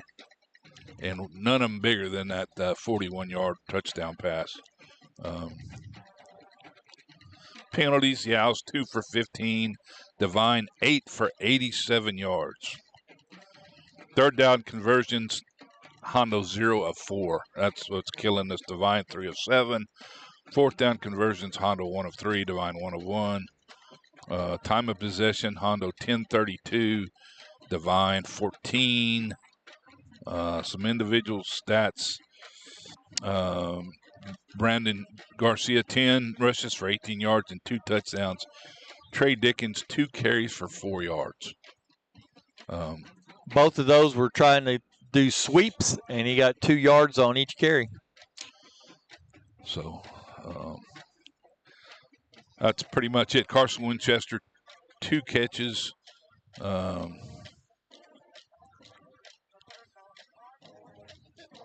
For 46 yards. Yes. One 44-yarder. So that's where we stand. And on the halftime scoreboard, it's Devine 20, Hondo 14. And the Owls blew a great opportunity to score right before halftime. Absolutely, they did. And, hey, we've got some great sponsors that make this broadcast possible. One of those is Freddie Cuellar, South Texas Refuse Disposal, STRD. Freddie has had a couple of kids in the program. Several kids go through the high school. I've got one of them works for me. Teresa Cuellar works for me down there at the bank and does a great job. And he's actually Philip Cuellar, our offensive guard. He's the dad. And so Freddie can take care of all your refuse needs. If you need a dumpster that's kind of house size, family size, with the big wheels on it, he'll take care of that. Or anything up to a big old 40-yard dumpster that they bring in with a truck and lower it down, drop it at your house, then come back and pick it up when you get it full. Those construction-sized dumpsters, those are. Freddie will even do the work for you if you got some cleanup you need done, some demolition work. He's got a crew. He will get out and take care of all that. Call him over there at STRD, 830-426-4261. 426-4261. We appreciate Freddie and everything he does. I think Bryce has a game up over there at Hermanson Steakhouse if y'all want to head over. Family owned and operated since 1946. That's a long time. Home of that world famous pepper steak. They've got great daily lunch specials over there, Tom. And I know you're not in town much Monday through Friday at lunchtime, but if you sneak over there, they've got something going every day. Yeah. And got some regulars that you can get in on. So all kind of good stuff. We appreciate our sponsors and everything they do for us and make the broadcast possible. Came up a little bit short right there before the half. This has been exactly what you would think it is. Just kind of 2 heavyweights meeting out there in the middle of the ring, trading punches, and we do something good, they do something good, and right now they've done 1 or 2 more good things than we have, and that shows on the scoreboard with a 20-14 advantage. They've missed 2 extra points, went for 2 on their other touchdown, and made it, which got them back on the 7s, and then missed that last one. So you got to circle those kind of things. Those are plays that could come back and be something in the ball game later on. I was hoping we would score right there before the half, and we could take our first lead of the ball game with an extra point, but it didn't happen. Well, and also Devine has got a touchdown call back on a penalty. So yes, the Owls certainly could be ahead in this ball game, but they could be down by 2 touchdowns as well. Right, so, easily. So we fought back. We've taken advantage when we had the opportunity. We came out and we looked a little shell shocked early in this ball game, Tom. We looked a little out of sorts, and we've kind of settled down a little bit and playing better. Yes, we allowed Devine to run down the field on us their first 3 drives, and one of them ended in a fumble. The other 2 entered in touchdowns, and we got to rectify that here in the second half. Got to get some defensive stops. And Devine has got a few stops where the Hondo Owls haven't. And right. That's kind of the difference in the game, really. Yeah. I mean, our first 2 offensive possessions, we ran 6 plays and we were out. Yeah. You know, 3 and out, and you just can't do that. Well, So, and like you said, our intensity didn't seem to be there early in the ball game. We looked a little nervous, you know. So, but as we listen to the Devine band, Ladies and gentlemen, as the band forms a pair of horseshoes across the field. see if we can find any scores. you're gonna find some scores, and I've got all kind of people blowing me up. What channel's the video on? How do I load the video? And once again, it's a home. The home team has first shot at the video, and they exercise their right to broadcast the video. So only Devine, there's only one video, and home team has the first right of refusal, and so they have it. Channel 12's here. I think we've had Channel 12 at 2 or 3 of our ball games. I know we had them. I think Uvalde, and I think we've had them at Comfort. I know for sure, and they're here again tonight. So I don't know if they're following the Hondo Owls or there's just that many. We're in that many big games already. Well, the first 4 weeks of the season, we were the only game in town because the 5A and 6As weren't playing. So yeah, but there's and Channel 12 probably out of all the local channels does a better job of covering the rural teams, and we keep coming up on their radar. Of course, they're all big games that we're playing. It was 2 undefeated teams at Comfort, and then tonight, 2 teams that are 4-1 and a district title possibly on the line. So 101st meeting between the Devine Warhorses and the Hondo Owls, and that's a rivalry. You know, we've been playing football for 109 years, and we've played them 101 times. Yeah, 1921. So there's a few scores. What do you got? Got Kerrville Tivy 14, East Central's 10. Let's see. Stockdale 15, Dilly 0, Poteet 42, Cole 10, Poth 26, Nixon Smiley 2, Yeah, Lytle 10, Catula 0. I was wanting to know that score because each athletic district got to decide how they wanted to handle the seating in the COVID situation. And I talked to the Dehennis athletic director right before the game, Todd Kraft, and he said what they said at their district meeting was every school has the prerogative to do what they want to do as that game nears. Like they had this meeting in early August, and so instead of making a decision in early August that lasts for the whole season, why don't we just see what happens? Is COVID still spiking? And if it is, we'll keep the numbers down. If it's easing up like it is in our county, then you could let more people in. But Catula's district left it up to each individual school to make the decision that they wanted to make. And I talked to 2 different people, one from Lytle this week and one last week, a friend of mine from over around Seguin, and he knew about the Marion game. Catula is not letting anybody from the visiting team in the stadium. Wow. And not anybody at all. And the only drawback to that is next year on the reciprocating, when they go to play Lytle gets to make the decision on how many people get in. So there's going to be a lot of paybacks next year, and hopefully all this Corona's gone, and Catula's really going to pay a hefty price. Yeah. Well, they're behind Lytle 10-0. So I'm kind of pulling for the underdogs there. Yeah. Or not the underdogs, but the road team. Well, and Lytle is closer to Hondo, so. Yeah. Fredericksburg Trails LBJ 7-0. Navarro leads Austin Public School 30-0. Okay, so Navarro and Wimberley are in the same district, and they're perennial top 20 teams in Division 4A Division 2. Right. And then the other 4 schools in that district are the 4 worst schools as ranked by Harris. And that Navarro last week, that game ended 94-0. Wimberley ended 88-0. And that's just not right. Yeah. Navarro even protested and tried to get out of that, but they said some of those schools don't even have teams to play on Thursday night. Yeah. So, those kind of things are what hurt you later. Well, Navarro leads Austin Public School 30-0, and it's a first quarter score. Yes. So, yeah. The Brownfields Canyon leads Alamo Heights 14-10. That's interesting. Canyon's got a decent football team this year.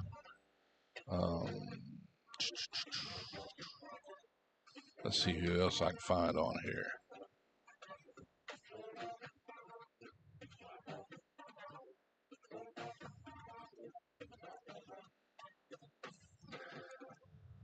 You still fishing around? Yeah, I'm still fishing. Lavernia 22-10 over Somerset.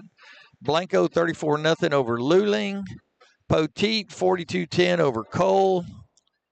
Yeah, I had that one. 21-7 Carrizo over Bandera.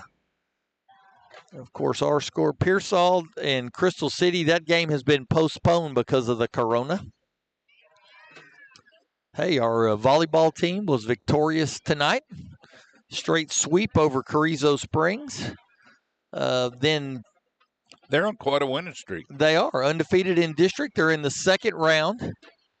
This past Tuesday, they traveled down to Pearsall and swept them in 3 straight sets. This coming Tuesday, they'll travel to Uvalde. And then next Friday, October 23rd, is their final volleyball district ball game, and it's a home game, so it's going to be Dig Pink for October Breast Cancer Awareness Month, and they're going to do the live auction of one of the volleyballs at the game. Our cross-country team got in touch with Gabe Cortez. It's going to be a varsity meet only tomorrow in Uvalde. The girls will take off at 8 o'clock, and the boys will take off at 8:30. Then next on the 24th, that's been canceled. They had a meet scheduled for Natalia, but there's been a little outbreak in the Natalia area of corona, so they've canceled all their upcoming activities. And then cross-country district meet will be on the 28th. So what's that, about 10 days from now? They'll it's on a Wednesday. Yeah. They'll have the district run. And team tennis, they played Pearsall Wednesday night. I'm not sure that came out. I think we did all right. So team tennis, they play almost every Wednesday night, and that's I've been trying to get Chris Schulte to the radio show, but he's always booked up and busy. So that's a lot of other things going on. Next week, I think we should be. Are we back in the friendly confines of Berry Field? Yeah, I think we are. Let's see. Next week we are at.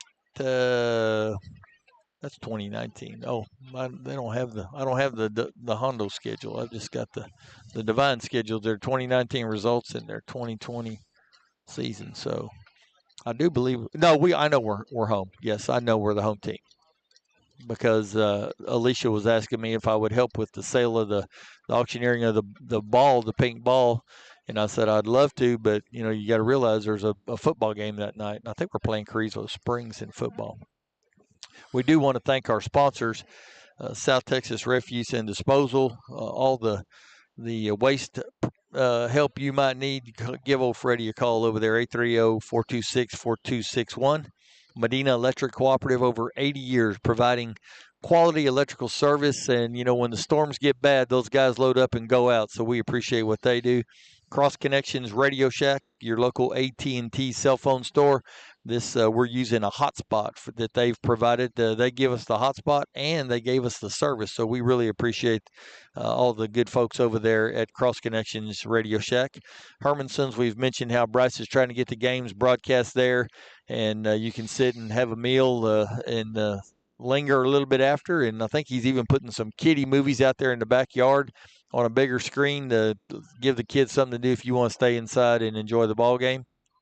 The Hondo National Bank, your friend, your neighbor, and your banker for well over 100 years, 119 years. The Hondo Anvil Herald, they've been doing it even longer than that, since 1886. And Primo's Processing, they're probably the newest business on this sponsor list. Just started this year, and they're doing a whale of a job out there on the western side of Hondo, bringing you all the premium quality cuts of meat you could want, those big old tomahawk steaks, prime ribeyes, sirloins, you name it, they've got it. Dried sausage, all the salamis with cheese in them, all that good stuff. World-class, award-winning Parisa. And They do it all out there at Primo's Processing, and Cecil Atkinson Ford is our last sponsor. Customer service, not just a slogan, Tom. It's their way of doing business, guy. Crystal City comes to Hondo next weekend. Crystal City, not Carrizo. So, yeah, Crystal City be taking on the Javelinas. Yeah, and then we go to Bandera the following week, and we close out the season with Carrizo Springs. And where is that game? It's at home, isn't it? I think it is. Yeah, I think we alternate from here so out. We got Crystal and Carrizo at Hondo. Yep. Which just means next year we got to make the trip to the Sea Towns twice.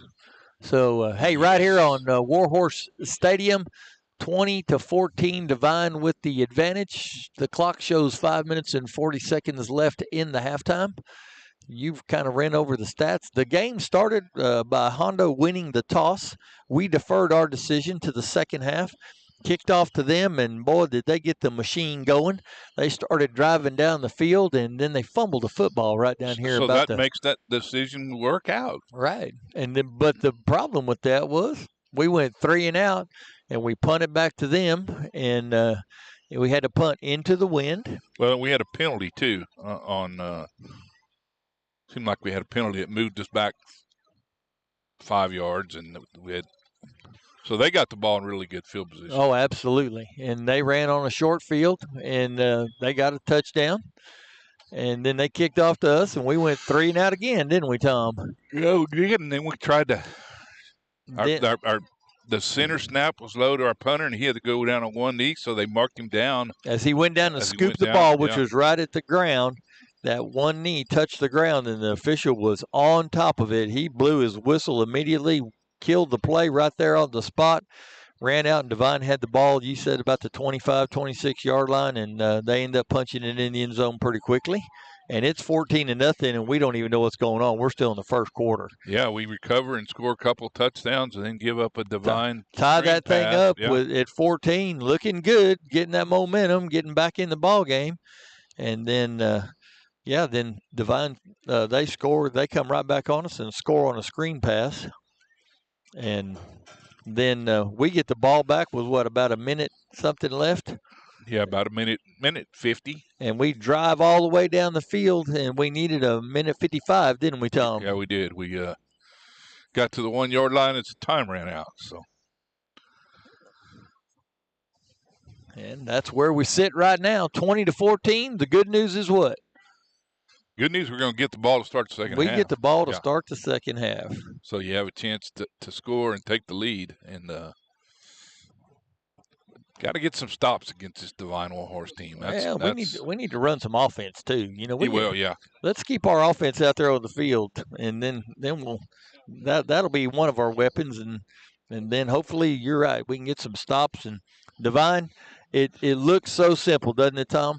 It does. They just but they run it to perfection. They execute, and when they execute, they're hard to stop. They are hard to stop. They've been running basically that same offense for years, probably 25 years. It probably goes back to Bates and then Quisenberry and now Gomez.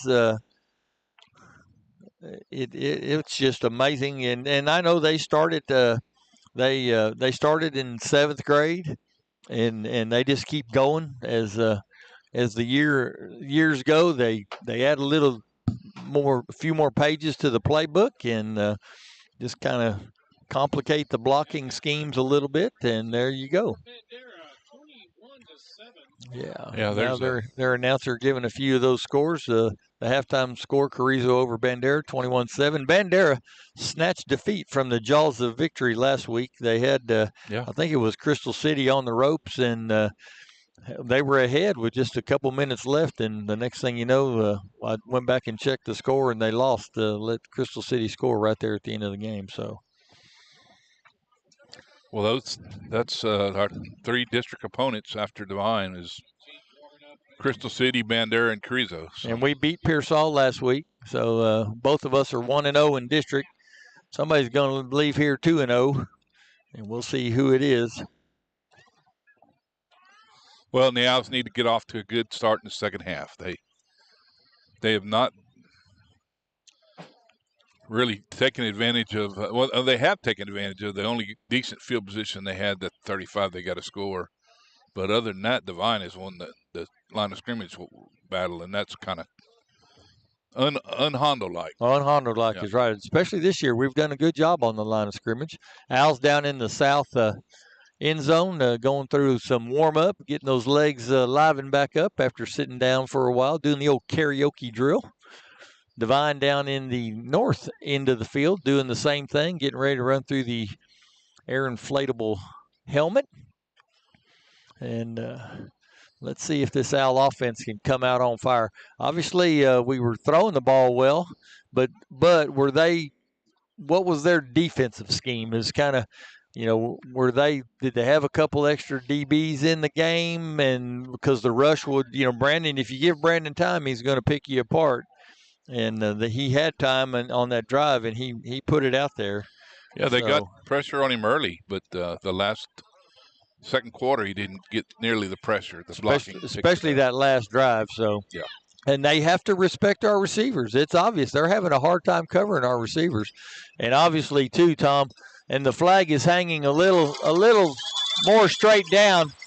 But that going right to left of the dial is a lot better than going left to right with that wind in the first half it was anyway. Yeah. All right, you might hear the noise. The cowbells are being rung, the feet being stomped, and now here come the Warhorses. Hondo's got their, you always say 48 minutes to play and a lifetime to remember, and we're down to 24 minutes. We got bested in that first 24 minutes, so we got to outscore them here in this second half. Yeah, and it's no fun to lose to the Devine Warhorses. I had my middle son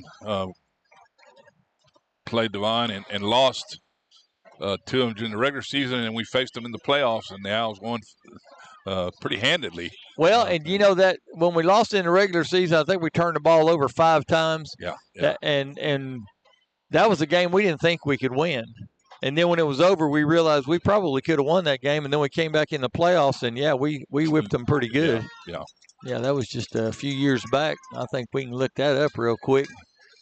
We played them in 2016. We lost the first one 50-49 and won the second one 56-28. So, all right, our buddy number 32, Jacob Featherly. He's got it teed up. Right in the middle of the field on the 40-yard line. Is he going to kick it deep, or is he going to kick it to Shelton Lukey over there about the 20-yard line where he's gone almost every time, kicking to their sideline, of course, like we see so many teams do. And it's a kind of a wobbler. Lukey at the 23. He's trying to get to the Hondo side of the field. Now he cuts straight up the field. Now he cuts back. He's going left, right, and now straight ahead out across the 32. Now they're going to mark him right on the 35-yard line, I do believe. So decent field position. Decent field position for the Owls. Shelton, a little slow getting up right there. His helmet in his hand. And he's going to run off the field. Probably had the air knocked out of him the way he went down there. He will have to take JoJo Tapia is out there in that slot position. JoJo and Shelton, they take turns in the slot on the offense, and there are safeties on the defense. Owls with decent starting field position. Let's see what we do from the sideline. Play clock's already down to 15 seconds. Caden Lynch checks in right to the numbers. The wide slot to the right. Play clock is down to 7. Look up there, Brandon. He calls for the snap. Fakes to Dickens, rolls to his right, looking, throws out. That's Carson Winchester, 50, 45, a great cut, 40 with a blast, 30-yard line. Tripped up, touchdown, saving tackle made by number 4, Santos, for the Devine Warhorses. Oh, just a little pitch and catch. That was almost like you drew that one up in the dirt on the sideline. Here come the Owls. It's 1st and 10, and we're on the Devine 30-yard line. From our 35 to their 30. 3 receivers to the left, 1 to the right. Dickens in the backfield. Fake to Dickens. He gets a good block. Garcia with the keeper. 25, trying to get to the 20-yard line, and he does. Lowers the boom. Brandon Garcia, a couple times in this ball game, has put his head down to get that extra. Well, I don't know what they're doing. They're trying to move the sticks. The old man on the sticks is... Well, all right. It is 1st and Garcia 10. in the backfield. Pump fakes. Oh, the pocket collapsed on him that time. Number 11 got in there quickly. Christian Gerlach, another senior. Number 11, Christian Gerlach. All right. So he's going to lose a yard or two. Yeah, give him 2-yard loss on that. 2nd down and 12. After a couple of big plays, the Owls lose a couple. Taking our time, catch our breath a little bit. Fawn and Tapia split left. Fake to Dickens, roll left. Looking, going deep into the end zone for Tapia. There's that flag. They cannot cover us. They cannot. It is a flag every time we go deep because their defensive backs are so out of position. They're just trying to get back in place, and they're just pushing and shoving all over us. That was intended for JoJo Tapia. Is it holding or is it interference? Let's see what the official calls here. He's going to call pass interference against them. That'll be half the distance to the goal and an automatic first down because it's a 15-yard penalty, but we're inside the 30, so it's half the distance to the goal. Put that thing down inside the 10-yard line at about the 7, Tom. Lutke and Lentz on the right. Winchester and Dickens in the backfield. Fawn to the left. Give it to Dickens this time. He's trying to get that right edge. Good stiff arm. He's just now trying to get back to the line of scrimmage. He had a retreat. Santos got up the field, and Dickens got a stiff arm on him. And every time we've tried to run Trey, he's had a retreat because of the pressure from the Warhorses. They're watching out for the double deuce. Early in the second half, opening possession, and your Owls are in the red zone. 2nd and goal. The ball's at the 8-yard line. Might have lost a yard on that one. Plenty of time on the play clock as they set it. Man in motion is Fawn. And now we're going to do a reverse. Fawn can throw it. He's got an open receiver. Carson Winchester. Touchdown, Hondo Owls. Touchdown, Hondo Owls with the little wrestle-dazzle. Dalen Fawn a few years ago played a little quarterback, and the Owls run him in motion, do the reverse to him. Winchester open at the goal line. So open, Dalen Fawn just had to just pooch it out there to him. Kind of a shot put. Tyler will snap it. Caden will hold it. Brandon R. will attempt it. 10:19 left in the third quarter. Snap is back, hold is down, kick is up. And for the first time tonight, your Hondo Owls have got a lead in this football game, 21-20. Good drive. Good drive. Good play calling, better execution, and the Owls looking good, Tom. Looked like Coach Carey had a little halftime speech. Yeah. Well, he gave up some points there at the end of half, but he got him back here to start the second half, and the Owls go up 21-20 with the lead. That was a 65-yard drive, 6 plays. A couple big plays. The 7-yard touchdown pass from Dalen Fawn to Carson Winchester with the touchdown, and we'll take it. Yeah, let's see. That's a 75-yard drive, wasn't it? No, 65. 65, yeah. Garcia hit Carson Winchester for 35 yards, and then they got a 10-yard Garcia run, and then the 7-8-yard pass for the touchdown. All right, Brandon R. tees it up.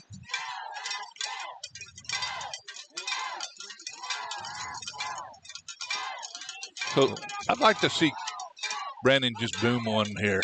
There's the flag's down. The wind is laid down. It was breezy all day, but it's kind of.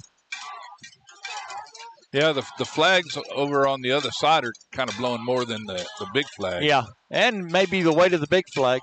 He does put his foot into it. High end over end kick. Number 20 at about the 7 or 8 yard line. Trying to get to that Devine side of the field. Al's giving hot pursuit. They're going to drop him about the 25 to 27 yard line somewhere over there. What I like is there's 4 Owls getting up there.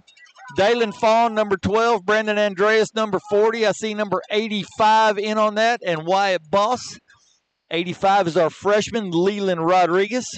He will never disappoint you. He's got to play in a few ball games, offense and defense. Andreas wears that number 40 like Bill Bates. He's on special team tackles a lot. Yeah. That's a good analogy right there, brother. Except size-wise, he's a bigger fella. All right, here comes Devine. Their first possession of the second half. Give right up the gut. Santos with the ball, and there's some Al defenders throwing him to the ground. Will Winchester, Jules Cowan, Journey Rodriguez. Inspired football right now. Inspired football. Yeah, the Owls knew they got cheated of that touchdown there at the end of the second half, so they're coming out with a little bit of a vengeance. I'm not going to say we got cheated, Tom. There's just a difference of opinion the way things work out. If you were wanting the timeout. Yeah. All right. 21-20, Owls with the lead. He did pick up 2 yards on the carry.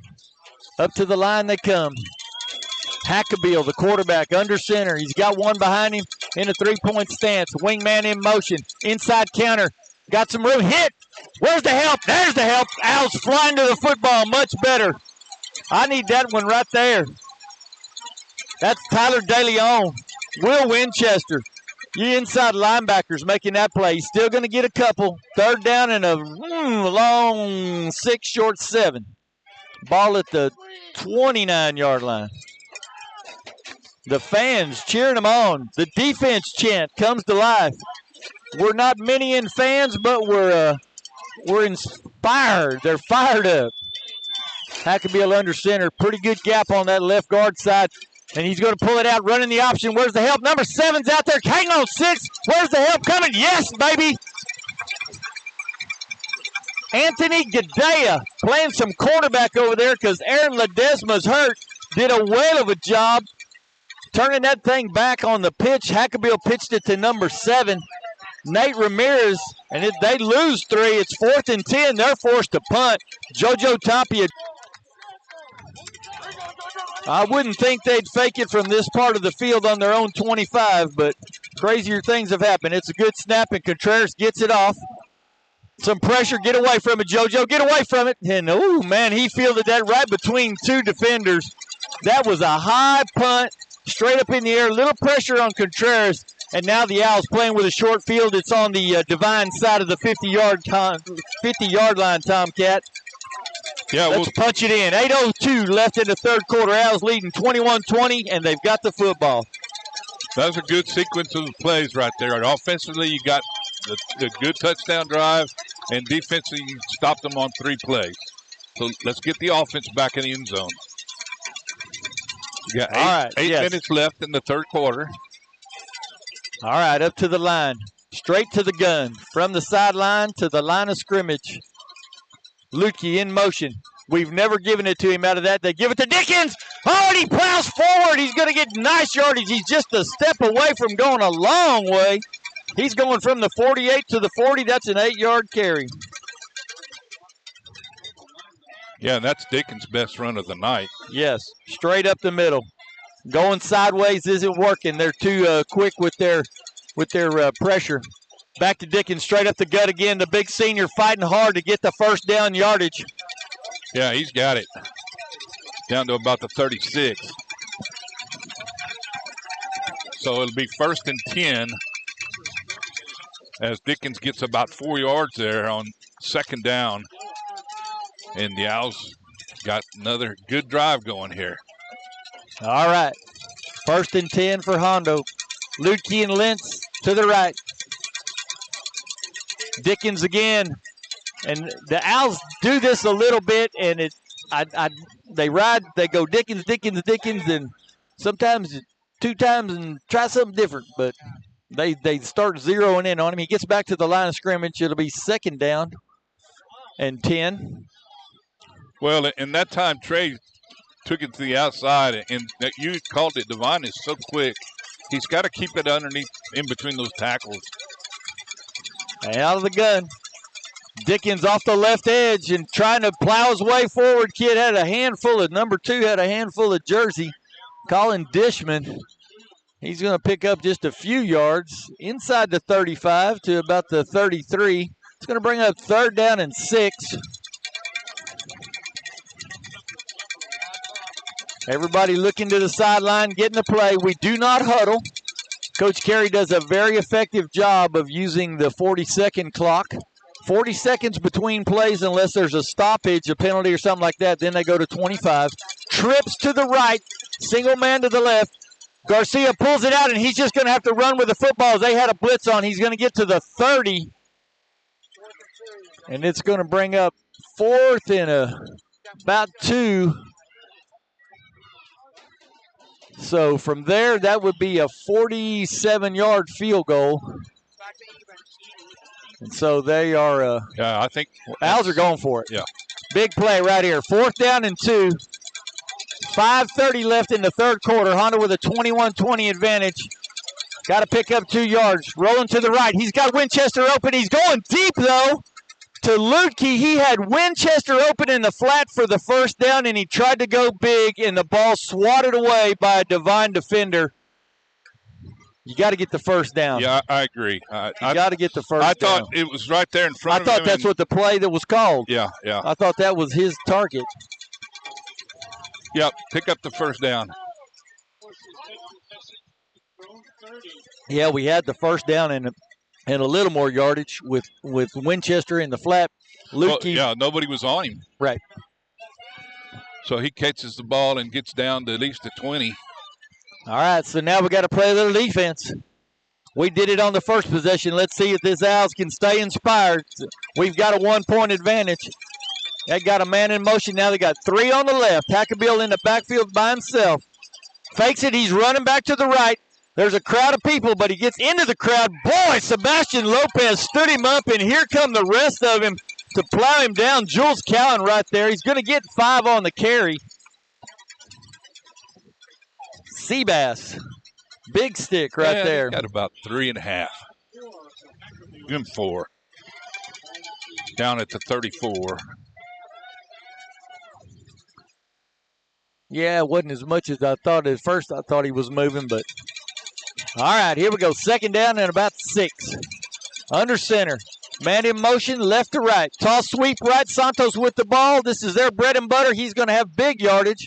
Finally getting him pushed out of bounds. 1st down. Right about the 43-yard line. Still on Devine's side of the field, but and of course running to the right, and their sideline is to the right of their offense.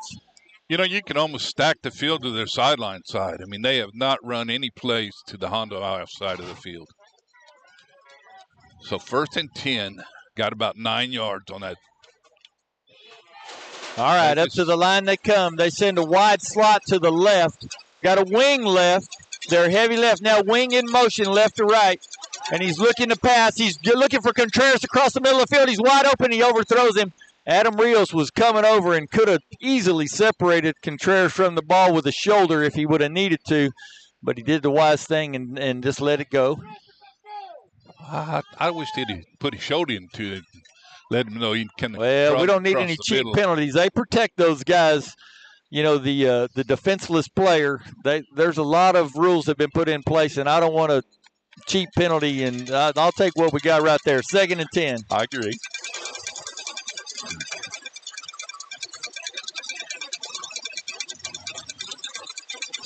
Seven with the ball. No, Hackabill pulled it out and kept it. He is such a good faker, and it's Hackabill in the secondary, and he's going to go to the end zone. Dang, he's a good ball player. Yep, that 4th down conversion the Owls didn't get. It's going to come back to haunt them, Bobby.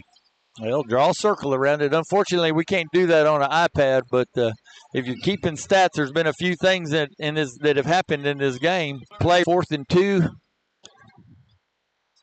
And now they've regained the lead, 26-21, and they're going to go for 2 to try to get back on the 7s. They've missed 2 extra point kicks, and Hackabill will bring them in. He just ran 50 yards.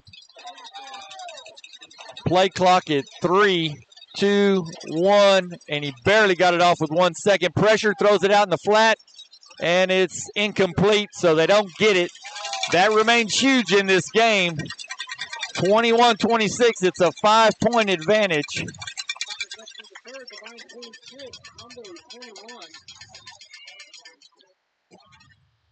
All right. Well, Now we got to just keep moving. We're moving the football in the second half. We just got to keep moving it. 4:25. We're still in the third quarter. We played a lot of ball in this third quarter, Tom. We've had it twice. They've had it twice. And we still got 4 minutes left. We're barely through the halfway point. 4:25 left in the third quarter. Devine 26, Hondo 21. Yes. Been a back and forth ball. Well, yeah, it's been back and forth. They scored 2, then we scored 2, then they scored 1, and we scored 1, and now they've scored 1. So that's pretty much back and forth. Let's see what their Featherly. Jacob Featherly, the kicker. So far, he's kicked all of them right to about where Shelton Lukey is standing around the 20-yard line. If there is a breeze, he's kicking into it. Like you said, the flag's on the top of the home bleachers way up in the air where he would be putting that ball. Do have a little breeze on him. The big American flag is it's blowing a little bit, but the weight of that flag takes a lot more breeze to get it going. Play clock. Here comes Featherly up to the ball. This one he goes deeper. Dickens, it bounces off of his foot. He picks it up, and he's going to be dropped. You know, that's twice they've kicked the ball to Trey Dickens, and both times he did not look like he was ready to field the ball. In fact, he dropped both of them. Yeah. Yes. And that time he was lucky to recover it. And as soon as he picked it up, they were there. Dropped him at the 16-yard line. That's an 84-yard field we've got in front of us right now. I'll tell you what, a big play quick would got to get that momentum back.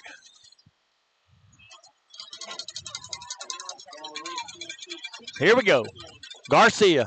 He's got 3 to the right as Dickens goes in motion. Now he's going to try to run it. He's got some room. 20, 25. That's going to be a first down. Move the stick. Sent Trey Dickens in motion. And he raised up, popped those shoulders like he might throw it to Trey.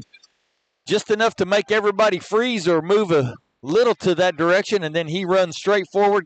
Moves the sticks out to the 28-yard line. Takes it. This time gives it to Dickens off the left side. 30, 35, straight down the field goes the big senior to the 50-yard line.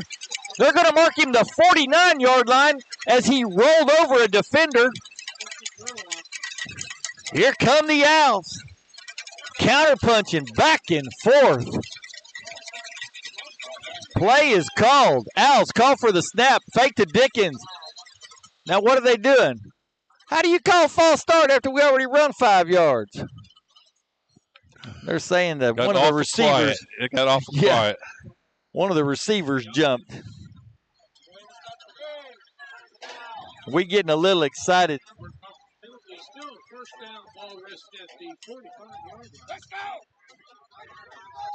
So all right. It'll be at the 45 or 1st and 15. Line.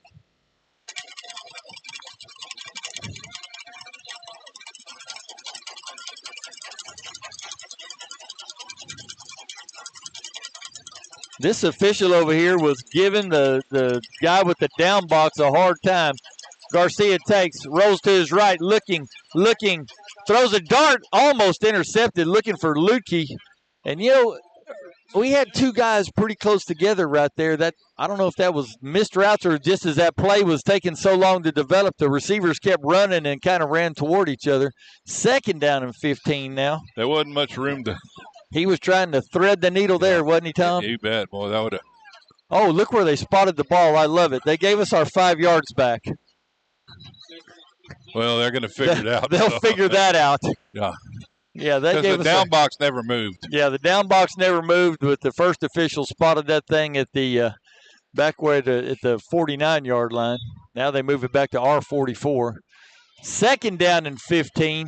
Big play right here. We've got to get a little bit of this back. Yeah, just get half of it. Winchester moves from the right to the left. They give to Dickens up the middle.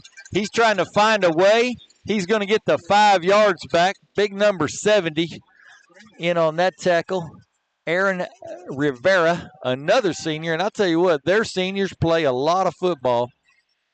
Hondo looking to the sideline, getting the play. 3 minutes left in the quarter. 26-21, Devine with the advantage. Plenty of time on the play clock. Yeah, and here we had a play to a tight end over the middle. It'd be open. Garcia calls for the snap. Rolling to his right. Throwing to Lukey. He's got the football in the first down.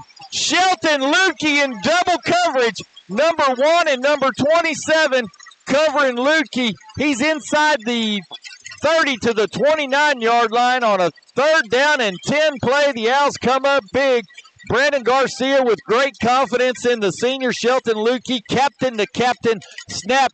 Looking to give the ball to Dickens off the left side. He's going to plunge forward to about the 25-yard line. I like the Owl offense right now. Good variety and just doing a good job, moving the ball well. Yeah, and that pass from Garcia to Lukey. Lukey actually came back and got the ball. Did a great job on that reception. All right, let's see what they do. Play clock at 18. They finally settle in. They're ready to run the play. Twins. Now it's Lukey, one of the twins in motion. Good fake to Dickens. Throw across the middle. Carson Winchester wide open. And the Owls regain the lead. And Winchester runs in front of the student section as he exits the end zone. Oh, baby, we haven't run that play all year. What a great time to bring it out. Oh, now. Carson Winchester's having a whale of a ball game. Big players make big plays in big games. All right. Tyler will snap it. Caden will hold it. Brandon will attempt it. Snap is back. Hold is down. Kick is blocked. That's a live football. Get on it. Get on it. Oh, man. Oh, of course, Contreras, their best athlete, comes in and blocks it. 26-27. Hondo with the advantage. Extra point attempt blocked by number 22, Justin Contreras. And Bobby, the snap was high, and the holder English had to go up and get it. And by the time he got down, it allowed Contreras the ability, just that half second to get in there. And that's why he blocked it. That was on the center snap. But nevertheless, the Owls got the lead. Yeah, still got the lead, 27-26. Still got the lead. Let's see what Brandon R. does with the wind at his back. Let him rail into one. My wife says we're cutting in and out. I don't know. I'm not sure if it's us or if it's her. But we're doing the best we can with what we got. Trying to keep it live. Yep, we still got all the activity on the laptops. So. 1 minute and 45 seconds left in the third quarter. And then it does go to 0, and then it comes back on. I don't understand this. I'm not a big fan of this. It's changed in the middle of the year, changed at the beginning of the year, and then again at the middle of the year. And I don't understand why it's cutting in and out. Maybe it's the hot spot. We're just going to keep talking, and it'll probably click back up, and we'll have there. It clicks back up, and we got 53 people. We didn't have great reception here. I think my Wi-Fi is just not – I don't know if it's this metal building or what, but we're doing the best we can with what we've got. Let's go, Owls, go, as the fans are saying. 1:45 left, third quarter, 27-26, Hondo with the advantage. Brandon R. up to the ball. Squibber, that's a live football. Oh, man. Bounced it right off of number 25 at the front line. And I don't know if that was the plan or not, but number 25 was able to dive on that ball. Peyton Carr dives on the football. The problem with that, Tom, is we just gave them a pretty short field, didn't we? Yeah, we sure did. Give them the ball at the 44-yard line. Everybody just kind of milling around like I'm not sure what's going on. It is what it is. Now we got to play defense. All right, here comes our defense out on the field. You start the clock and get going. I was just watching the body language of the Hondo players. I thought it was at the 44. Well, it's at the 49. Yeah. So here we go. Hackabill brings him up quickly. 22 Contreras with the football following that O-line, and he is dropped After a 1 yard gain, he is dropped. And what you like to see there, Will Winchester and Gabe Guajardo getting up off the bottom. Contreras fell backwards that time. That's what you like to see on that play. He picks up 2 yards from one side of the 50 to the other, from 49 to 49. The Owls bringing it here. After a slow start in the first quarter, we've matched a mano-a-mano for the rest of the football game. 27-26, Hondo with the advantage. Somebody's got to break serve. We need to do it right here, right now. We need a turnover, Tom. Let's go to the Tom Graff Bakery. Absolutely. Where's that fumble? Absolutely. Hackabill throwing backside. Oh, my gosh, they've got it set up over here. Number 8 with the football gets the edge, and he's going to be driven out of bounds at the but there's a flag way back upfield. He stepped out of bounds up here, but there's a flag way up at the 43, 44-yard line. So that's going to nullify the big gain. Boy, they had that set up. We had a couple of guys get in the way of where the pass was coming. We were like jumping and trying to swat the pass down, but they completed the pass and they had the blockers out there. Mark it from the 43 back. So it'll go back to, about the 47 on the other side of the 50. They'll get the second down over, but it'll be second down and 12. 57 seconds left in the third quarter. You better have come to play 48 minutes tonight if you're wearing a football uniform, because that's what it's going to take to win this game. Left guard has got a huge gap right there between the center and the left guard. Man in motion, right up the gut. Ball's on the turf! Ball's on the turf! Oh, Hackabill got it back. Darn it. Fumbled there on as he was trying to do his play fake, and Hackabill just barely got back on it. If Gabe Guajardo would have known it, he had a chance to rake that thing in. He actually picked a yard up on the fumble. Third down and 11. Big play for your Owls right here, Tomcat. Big play. And the fans, I tell you what, we ain't got but 100 here, but they are about as noisy a group as we've maybe ever had. Cowbells, chant defense, stomping the bleachers. Here come the Warhorses as they break the huddle. Owls go with 3 down defensive linemen, and they got a new quarterback in the game. Number 5, ball's on the turf. Santos picks it up, and we drop him in the backfield. Is that Jules Cowan? I think it's Jules Cowan. Yes, it is, the junior Cowan. For some reason, number 5 had come into the backfield, Jaden Burford, to play quarterback. I don't know if, and they call it timeout. I don't know if Hackabill, something happened to his hand or something, but he was off the field. They bring Burford in, and he bobbles the snap. Santos quickly grabs it and starts running with it. Burford just a sophomore. And why are they moving? Oh, that's the end of the quarter. They didn't call a timeout. It's the end of the third quarter. Woo! Man, I can't see the scoreboard because of the little press box over here on the visitor side that I'm standing beside. Out here in the beautiful open air. Fourth down, and the ball's at the 42-yard line, and they have to get to the 41 on the Hondo side of the field, so 4th and 17. And they surely going to punt. I would hope they're going to punt. And that should leave Hondo with, got to say, and there goes JoJo.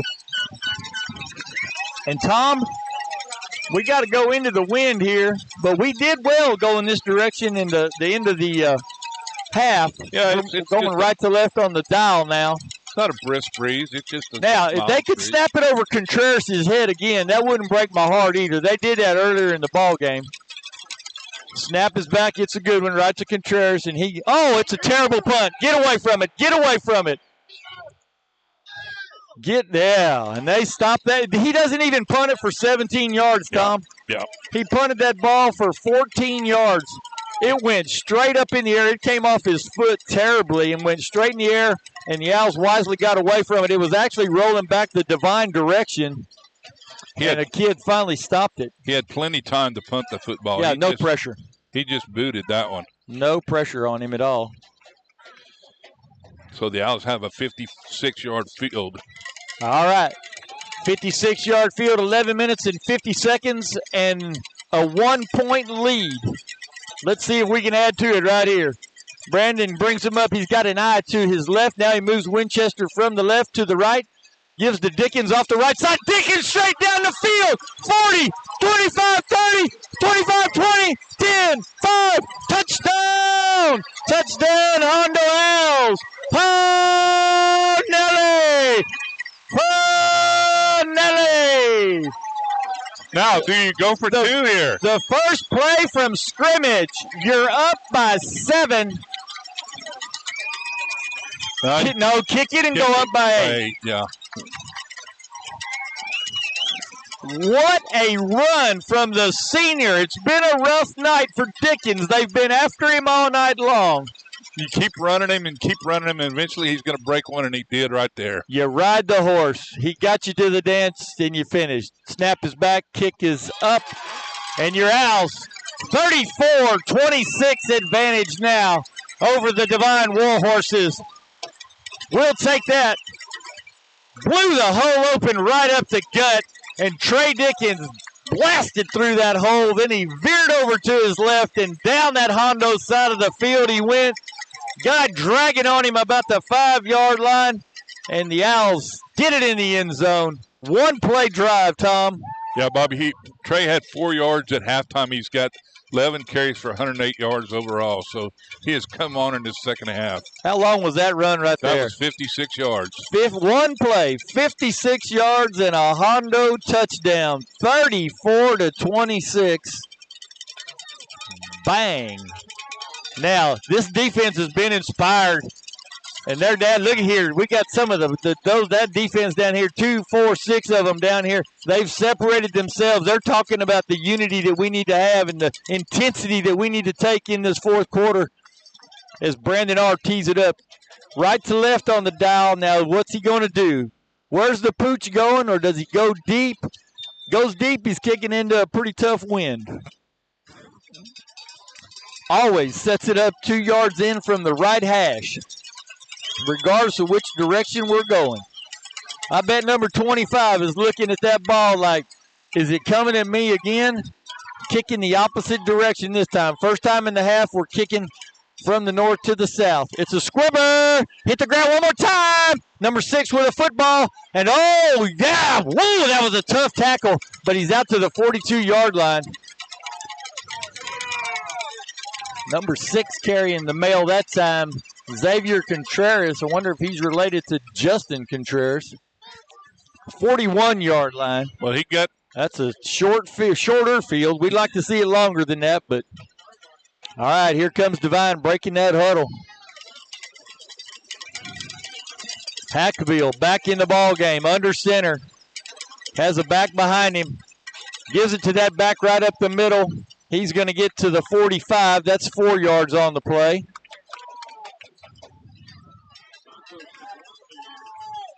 Little trash talk going on out there. This official gets back. I like that official. He's plays on the sideline, but he plays in the secondary. And he's 2 or 3 times he's come from the sideline and run right between two opposite team athletes jawing a little bit and tells them, get back to your respective huddles or where you're supposed to be. 2nd down and 6. Contreras with the ball, looking, hit, and the posse is there. This time you're seeing lots of Owls flying to that ball. Tyler DeLeon, it's been your game, baby. Playing big tonight, the senior number 42 in on that tackle. They're going to give him the line. They're actually going to give him a yard on that carry before being pushed back 5 yards. Well, I don't know how he gained anything there. 3rd and 5. Big play for the Owl defense right here as Hackabill brings his Warhorses up quickly, gives quickly to Santos, and he's going to be very near the first down. I think he's going to be a yard short. And now it's, I think they'll go for it right here. Right, the ball is literally on the 50-yard line. They got to get to the Hondo 49. The chant is started by the fans for defense. Hackabill runs to the sideline and gets the play, comes back to tell his teammates. Can we go to the Tom Graff Bakery? I need a turnover. Take a stop here. I'll take a turnover right here. In the gun is Hackabill. He's going to keep the ball. Hit at the line of scrimmage. Where's the mark? Oh, it's going to be close. Oh, it's going to be close. Oh, the referee's calling to move the chains. And Coach Winchester is asking for a mark. He wants a – and the referee declines his request for a measurement. See, I don't see how they can do that because the ball was at the 44. I think the ball is actually over the 49, and it had to – if it got to the 49, it was going to be a first down. 1st and 10, Devine. Hackabill brings him up under center, double wing, man in motion just as he snaps it, stops looking, trying to throw deep down the middle of the field. Shelton Lukey, excellent position. Number 8 had to try to go up over Lukey. Good job by the senior safety, Shelton Lukey. Perfect position. 2nd and 10. Devine trying to strike. 9:17 left in the game. Clock stop. Hondo 34-26 with the advantage. Ball is on the Hondo 49-yard line. Up to the line come the Warhorses. Under center goes Hackabill. Double wing and a back. Gives to the back, straight up the middle. That's Santos. Wide Boss is hanging on for dear life. Got a little bit of help. Going to drop him about the 43-yard line. It's going to bring up 3rd down and 5. Paul Arredondo, Journey Rodriguez. Big play right here for the Owls. Big play. You bet. No gain or thrown TFL, tackle for a loss. We could use one of those right now. They send a wide slot to the right. Split receiver left. In the gun is Hackabill. Owls shift on defense. Man in motion. Illegal false start. And that's that tailback moving a little bit at that marking back 5. 3rd and 10 is a lot bigger than 3rd and 5, Tomcat. You bet. That was a big penalty on Devine. They'll push that ball right back to the 49-yard line. 3rd and 10.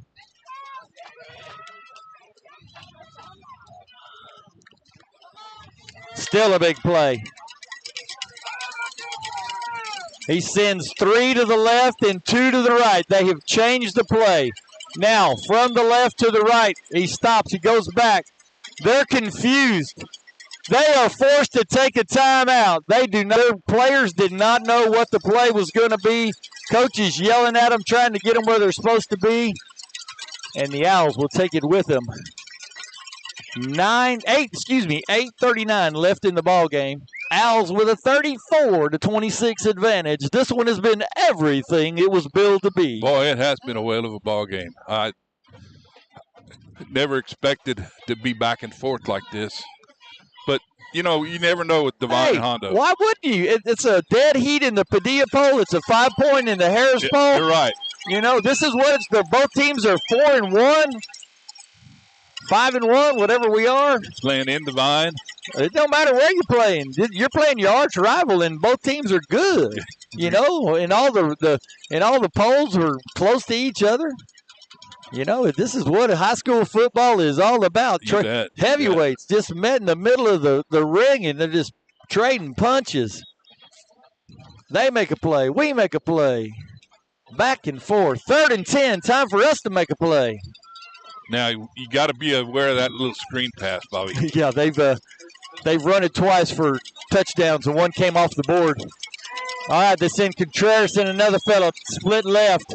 Tight end on the right. Wing on the left. Back in now wing from the left to the right. Rolling. There's the screen. No, he's going deep down the field. Owls are all over it. Overthrown, uncatchable ball. It'll bring up 4th and 10. What do you do if you're Devine? 8:34 left in the game. Do you go for it on 3rd and 10? Boy, I don't know. If you go for it and don't make it, you give the Owls great field position. Punt team coming out. You punt the ball and hold the Owls, then you have a shot. But I would certainly be ready for a fake here. Hey, there's a guy on the sideline. There's a guy. They got a sleeper on the sideline. They've got a sleeper on the sideline. Oh, he dropped the ball. He dropped the football. They did the old hide a player trick. The kid has to check into the numbers, and then he just backed out, and he's standing there sideways, and he looks like he's literally on the sideline, and he dropped the football. Oh, my gosh, number 25, Peyton Carr. I think that's the number I saw over there. Wow. You know,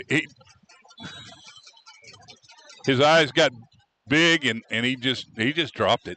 That's it. I don't think he would have scored, Bobby, but he had the first down. He had the first down. He had the first down. Yeah, he wasn't going to score, but he had the first down. All right, 8:29. Let's add a little icing on the cake. Back to the bakery, but in a good way. Calls for the snap. Fakes to Dickens. He's trying to, oh, man. He should have maybe gave it to Dickens. Garcia keeps it, and they swarm him under. He's going to lose a couple of yards.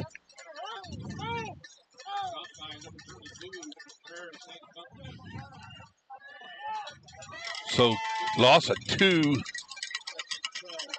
Ball at the 47. 8 minutes left in the ball game. The Owls up by 8 points. They got second down and 12 at the 44-yard line. Garcia drops the fake, and now he's trying to get away. Now he drops the ball, and the Owls get it. So he takes the ball in the shotgun. He fakes it to Dickens. When he does, they bump together. He drops the ball. He picks it up. He tries to run with it. He's in a crowd. About the time he comes out of the crowd, he's hit, and he drops the ball again, and an Owl jumps on it. Third down and 17. And the wheels came off a little bit right here. Boy, that was dangerous. He fumbled it twice. Yeah, on the one possession, on one play. Michael Newman wants to know which Hackabill this is. It's Adam Hackabill's son. That's Jonas Hackabill's brother, Steve's youngest son. Little play fake. Garcia rolling. He's around the pressure. Stopping, squares his shoulders, fires the dart. Wade Caden, get on the ground, Wade. Just get on the ground. He had the first down, and then he came back behind the sticks trying to make something big happen, and that's going to bring up 4th and short. Yeah, that's unfortunate, Bobby. Because he had the first down, and he ran backwards. The good news is the play was in the field of play, and we can burn some clock. We can take a timeout. We can talk it over. It's 4th and 1. We're on their 42-yard their 42-yard line. We got to get obviously to the 41. Coach Carey's just grinding the clock down to 1 second. He's going to call the timeout with about 6:18 left in the game. 6:18 left in the game. And the Owls are going to talk it over. Wow. What a fun ball game, Tom. Yeah. You know, people ask me all the time, so what's the better games that you've ever called when in your career at Hondo? And you talk about some of those wins over Wimberley. You talk about the semifinal game. You talk about lots of different ball games. This one could very well go down in the annals as one of the great ones. It's the Devine games are always fun. We talked about the 56-28 game. That was fun. 6 years ago, the Owls won here on Devine Stadium, and that was a fun game.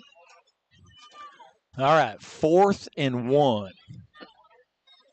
Devine has already set their defense. Their defensive coordinator is George Villa, a Hondo graduate. The Owls bring the offense out. Brandon Andreas, Carson Winchester, Trey Dickens in the backfield. Brandon Garcia in the gun. He's got the big boys leading the way. And I thought we were going to sit tight. We got the first down and more. Brandon Garcia breaks it 30, 25, 20, 15, 10, 5. Touchdown! He takes out the pylon at the goal line. 4th and 1, and the Owls go 41 yards straight up the gut. The senior quarterback puts them on his back and takes them all down the field. 6:09 left in the game. 40-26. Timeout. Have a Devine player down. The one that desperately tried to tackle Brandon is down in the end zone. Number 2. He's been out there, Dishman. He's been playing hard all night long. He's cramping, yep. Playing hard all night long. Now, I'm going to tell you something, Tom. I've been watching. They got a lot of guys play both sides of the ball. I think more than we do. Yeah, they do. So, Dishman is up. He's got to leave the field. He's trying to go back to the huddle. He's pretty tight right now. Yeah, that old leg is giving him a hard time. As soon as he clears the field to play over there, I'm sure they'll start the play clock. So that was on 4th down and 1. And hey, and it was a play designed to gain 1 yard. Yes. But the problem is when you got your whole defense up in the box, when you get to that second level, and you got a great block from Shelton Lukey out there on the edge. Yeah, you got a great block from Shelton downfield. Tyler, Caden, and Brandon. Snap is back, hold is down, kick is up, and it's 41-26. That's a 15-point advantage. And after stumbling out of the blocks, your Hondo Owls have come out here. I wish I would have been a fly on the wall at halftime. There was some great adjustments made.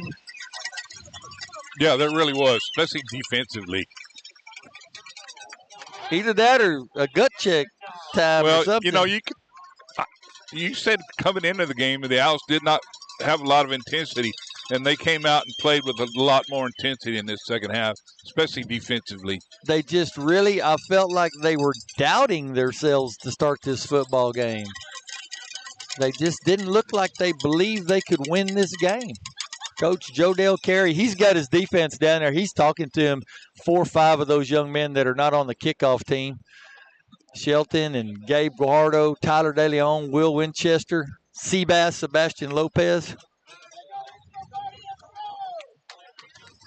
Well, coming out and setting the tone and scoring to start this second half was huge. Yes. We always talk about coming out of the field house at halftime and how important that is, regardless of which way you're going to get the ball. You either got to stop your opponent on a 3 and out, or you've got to do something with the football, and the Owls did it and really changed the tempo of the game. Yeah, it did. No doubt about it. Now, what are you going to let your kicker do right here? He's kicked a squibber the last couple of times, hit a kid one time. I don't think he was supposed to hit that kid based on Coach Jodell Carey's body language that I could see. I like kicking it down the field. Here he comes up to the ball. He does. It's a pooch high. Number 27 fields it at the 20, trying to get up to the middle. Carson Winchester spins him around, and then he's trying to get to the side. Jules Cowan is over there and going to fling him to the ground inside the 25-yard line. So a nice kick by Rodriguez high, and then Winchester getting down there so fast. And that's a kid, he doesn't play defense, so it's good to have him on that kick cover team. Sebastian Lopez, Gabe Guajardo, and now Jose Ramon checking into the ball game. Journey Rodriguez limped off the field a little bit. He may be having a cramp. Shelton White is checking on him. Contreras, no, Hackabill keeps, and he can go. He's going to get yardage out to the 30. 5:50 clock moving. Owls with a 15-point advantage.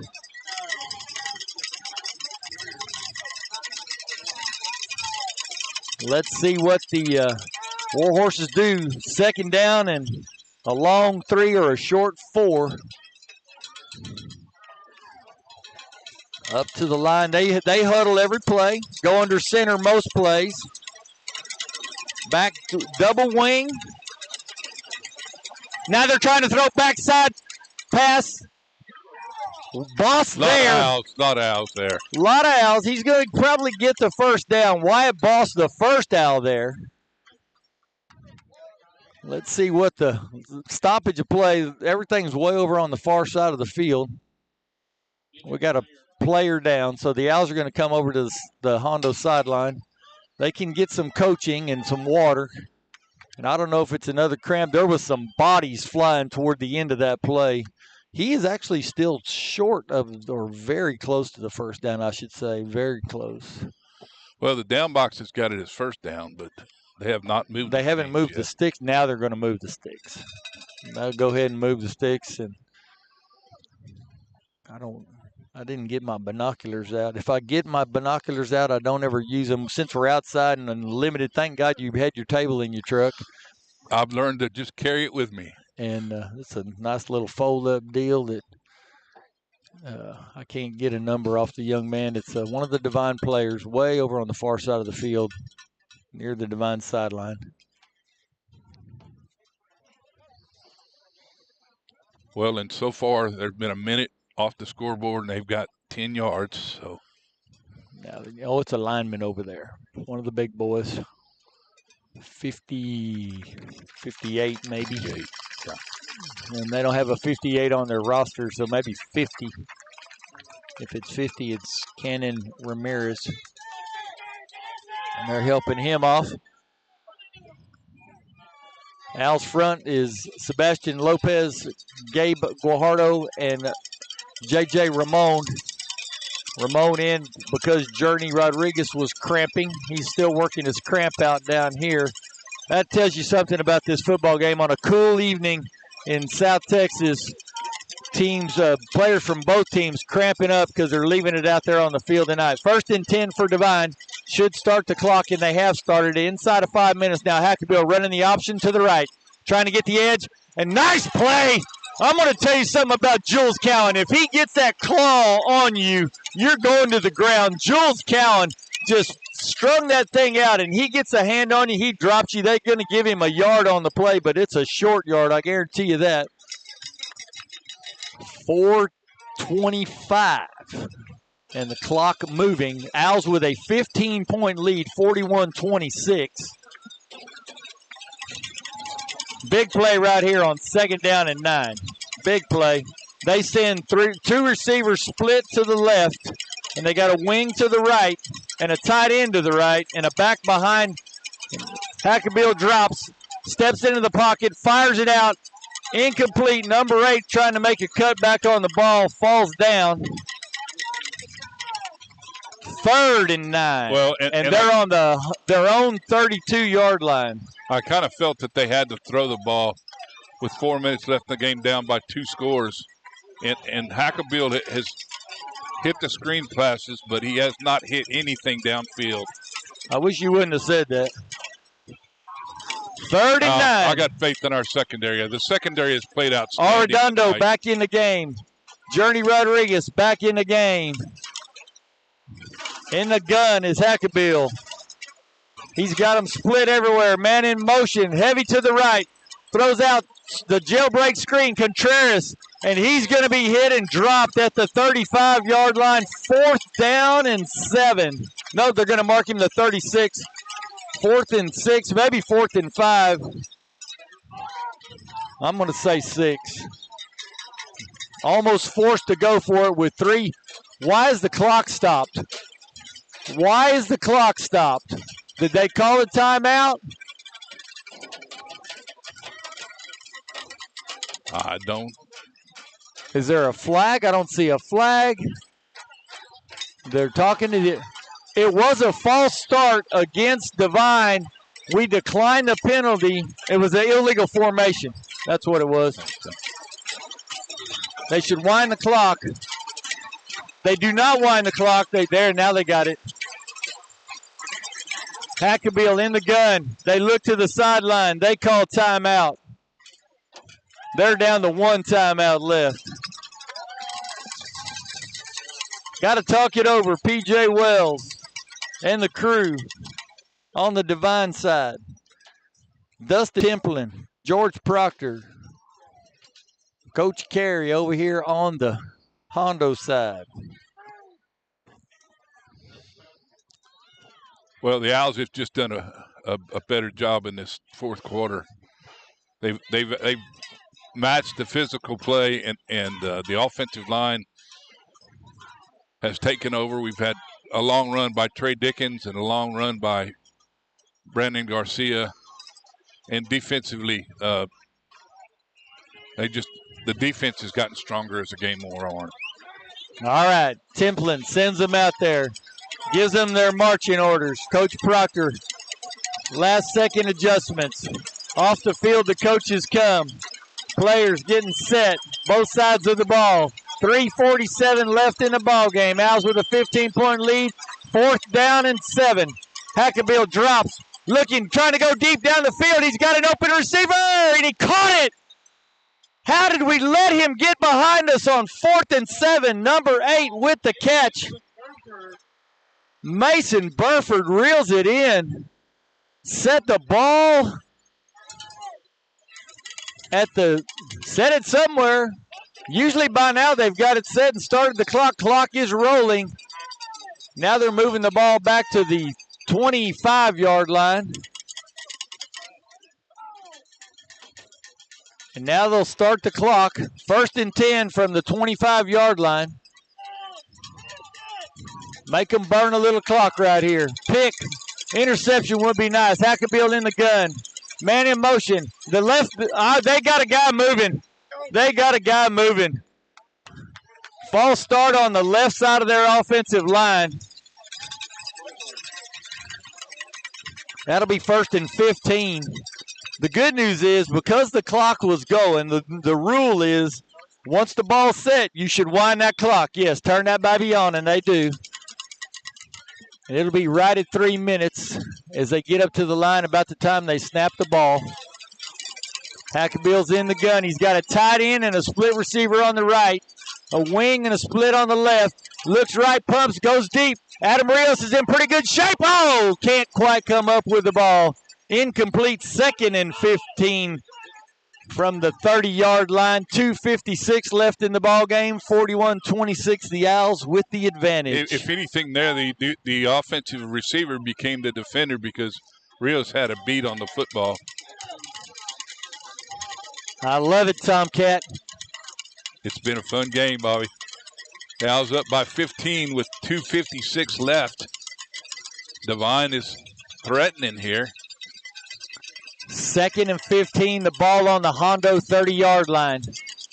Hackabill in the gun. Wide slot to the right. Contreras is one of those. He's got a wing and a split to the left. Rolling to his right. Nice job. Seabass! Oh, baby! Sebastian Lopez, never bigger in your life. Right there, brother. Coming up, and you just hit him as he was throwing it and interfered with his ability to make the pass. Number 32, Sebastian Lopez. Big play from his defensive end position. 3rd down and 15. Good play that time by Seabass.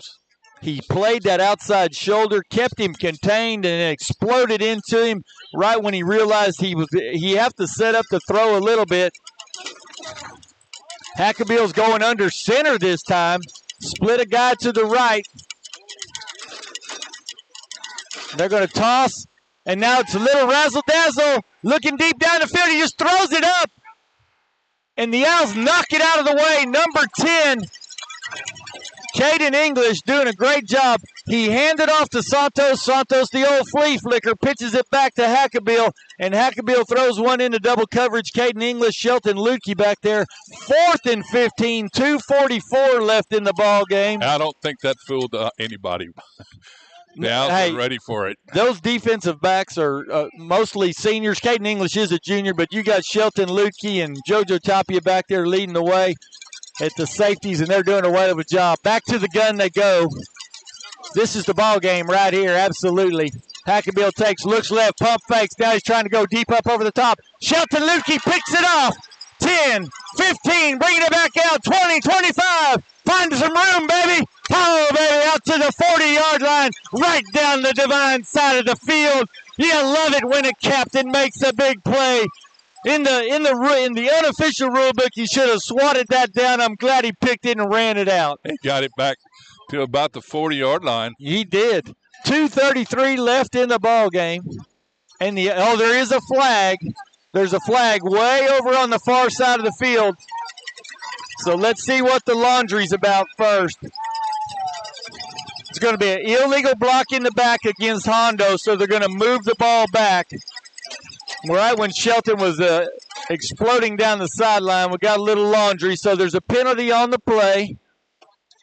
They're going to mark it back to the 18-yard line, but your Hondo Owls, Devine only has one timeout, and that 40-second play clock becomes huge right now, Tom. And the biggest thing is the Owls retained possession of the football. Yes, it was a post-possession foul, so we had already caught the ball, and then it was on one of our kids trying to block as Shelton brought it out from the goal line all the way to the 40, but the block maybe helped him get there, right?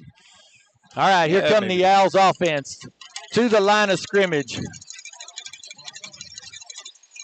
Dalen Fawn is split way out here. I doubt that he's going to be involved in this play, but he did drag a defender all the way over here.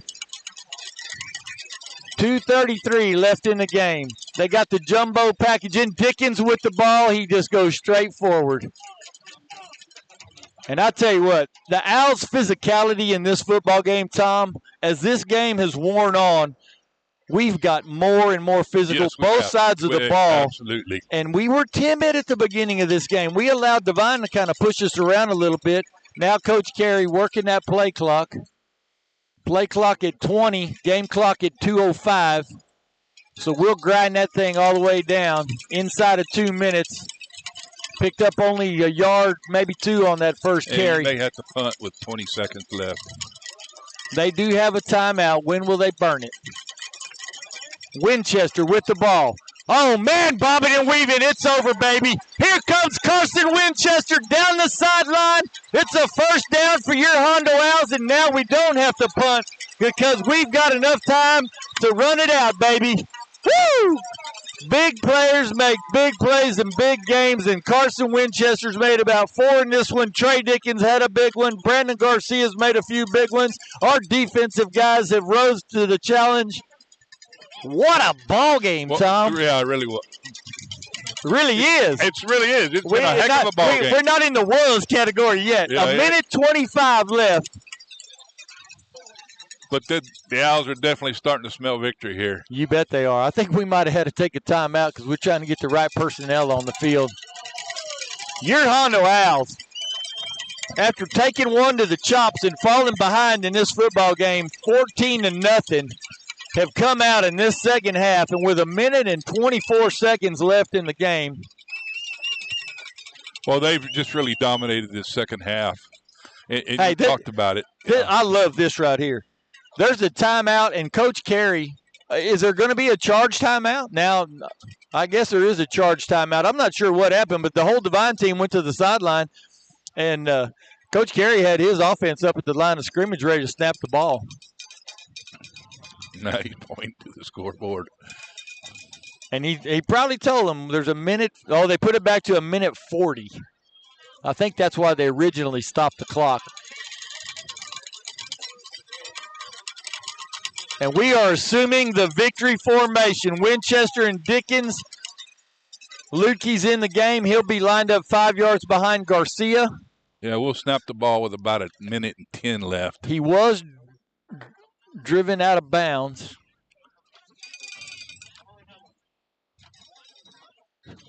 There's all kind of confusion by the officials right now. Whether to start the clock, don't start the clock. A minute, now back to a minute 40, and do not start the clock. Winchester was knocked out of bounds or stepped out of bounds. Yeah, he was knocked out of bounds. We've got to snap it a couple of times, but the 40-second clock has just become our best friend. Garcia takes it. He takes the knee. Now, officially in stats, he would lose 5 yards right there, but Jeff Berger refuses to he gives him no loss on that play. I agree. We will burn 40, so we'll be right down inside of a minute. What a ball game. The young men in the navy and white grew up a little bit right before our eyes tonight. Unlike in Comfort, where we punched them in the mouth and they stood back up and we really didn't know what to do, Devine punched us in the mouth and we had to get up off the turf, and we did with a vengeance. Play clock down to 4. Brandon takes it. He takes the knee. Game clock at 50. We got to snap it one more time, but we'll gladly do that. And look at these young men on the sideline realizing victory is in their grasp. Little air horn going off. Shelton Lukey doing a little jumping up and down out there on the field. Been a long time coming. A hard-fought game. Snap is back, and that's your ball game right there. And this is a shame that you got to go to each side. This is one where you might want to shake their hand. And Brandon does. Brandon Garcia goes over to number 6, Xavier Contreras, and shakes his hand out. That's just a show of respect right there. They did it against Comfort. They shook hands and hugged a little bit. This standing on the hash mark after these teams fought mano-a-mano for 48 minutes, and you have to just meet at the hash mark. That's just a shame. That's just not right. The logic of COVID is the first thing you learn is there is no logic in COVID. But your Hondo Owls, 41-26 with the win. What a great football game. Sorry about it. We stumbled out of the blocks too, Tom, with our broadcast again. One of these days we'll get it all figured out. You know, me and technology, not really a great thing, but now, without a band, you're going to watch 36 young men come over here and sing for Hondo's honor and glory on your opponent's football field. Oh, we got the speaker fired up again. We do have the music, Tom. That speaker, I think it injected a little life into this ball club. Yeah, from time to time when they used it, we needed something. And you can hear the boys. Yes. That impresses me that you got a bunch of football boys know the words.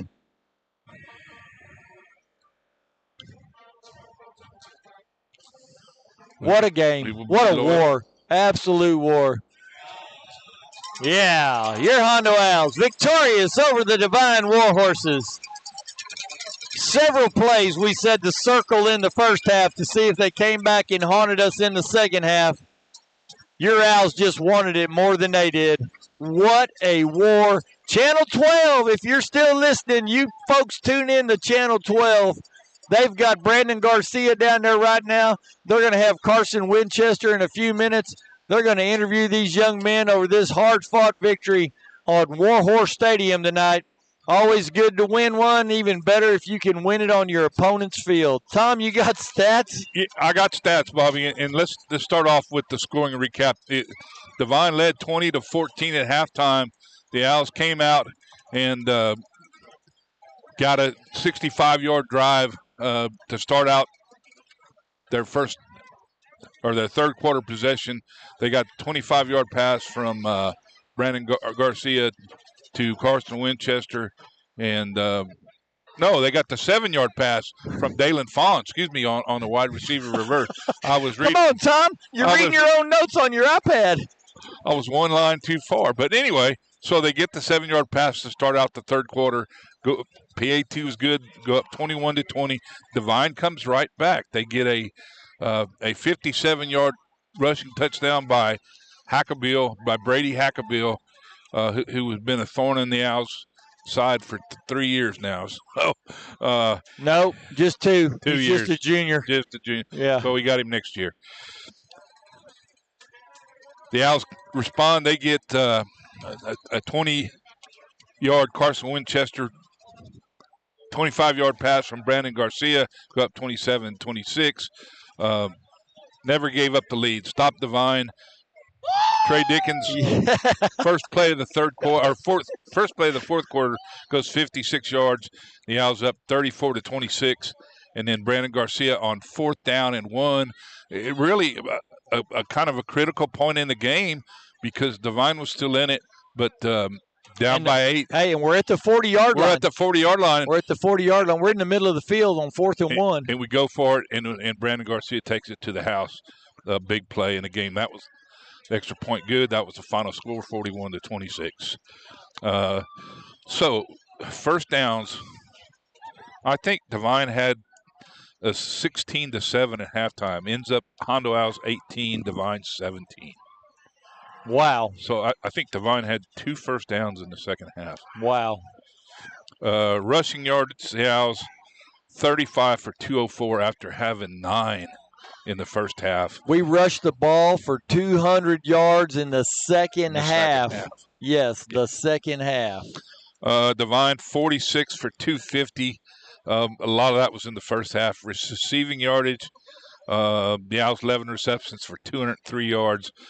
Devine 5 for 106. A lot of that was on that pass play to number 8. One long pass play. Yeah, got him about well, and their screen yards. pass hurt us too. Yeah. Well, that was their 106 yards receiving with those 2 receptions, really. The Owls recovered 1 fumble. They intercepted 1 pass. They did not have any turnovers themselves. So Devine with 2 turnovers in the game. Third down conversions, the Owls 1 of 7. Devine 3 of 15. That was huge because it was like 3 of 7 at a halftime. So they went 0 of 8 on third downs in the second half. Fourth down conversions, the Owls 2 of 5. Devine 2 of 7. Time of possession doesn't 21 to 27. Devine led the time of possession. They had the ball so much in the first half, almost the whole first quarter. Yeah. Yeah. Some individual stats. Rushing the ball, Trey Dickens had a whale of a second, 10 yards and a touchdown. Brandon Garcia had 19 carries for 77 yards and 3 touchdowns. And that was after a couple of sacks that went against him. So he probably just under 100 yards total running the football. Carson Winchester, 2 for 32, none bigger than the one that really put Devine away. And let's see, receiving. Well, let's go passing. They're going to run us out of here. Brandon Garcia 9 at 11 for 128. Dalen Fawn 1 of 1 for 7 yards. Brandon threw for a touchdown. Dalen Fawn threw for a touchdown. Receiving leaders, Carson Winchester 6 for 103 and 2 touchdowns. Sheldon Lutke 2 for 41. 82. That's Wade Caden. 2 receptions for 13 yards. And, one seemed like it was longer than 13 yards. And Trey Dickens had 1 reception for 9 yards. He had 1 reception that was almost 13 yards. Yeah. It was about 10. Yeah. Yeah. So, hey, close enough. You got him with 2 receptions, and he had 2 receptions. Total offense, Hondo 407, Devine 356. Kind of representative of the score. Absolutely. Yeah. And that's what you'd expect, back and forth, and both teams doing well. But the scoreboard is off early, but I still got it in my computer, so. 41 to bet. So. All right. What else you got, Tom? You know, on a night like this, it's always a tradition that we hand out a few game balls. It's a good night. And defensively, you could give it to a lot of kids, but Tyler DeLeon really stood out to me. He had a whale of a night from that linebacker position. And yes, I will not argue that. I might echo a second one to your secondary. When the going got tough and you knew they were going to the air, our kids were right where we were supposed to be every time. Yeah. Offensively, gosh dang, Brandon Garcia had a good night. He ran for 75 yards. He threw for 200. Trey Dickens ran 12 times for 110 yards and a touchdown. But to me, the offensive game ball goes go to Carson Winchester. He had 2 touchdown receptions. He had 110 yards rushing. He had 110 yards receiving, 32 yards rushing. A big play at the end. The big run there that sealed the deal. He had a big play in the first half that set up a score. So, yeah, I won't argue that game ball at all. And then, again, special teams, I'm going to give it to Brandon R. Garcia again. Not so much for his kicking, but he took a kickoff and returned to 35 and gave the Owls great field position to start the second half. Finally got some momentum. Yeah. That was a huge momentum play. And yes, I agree.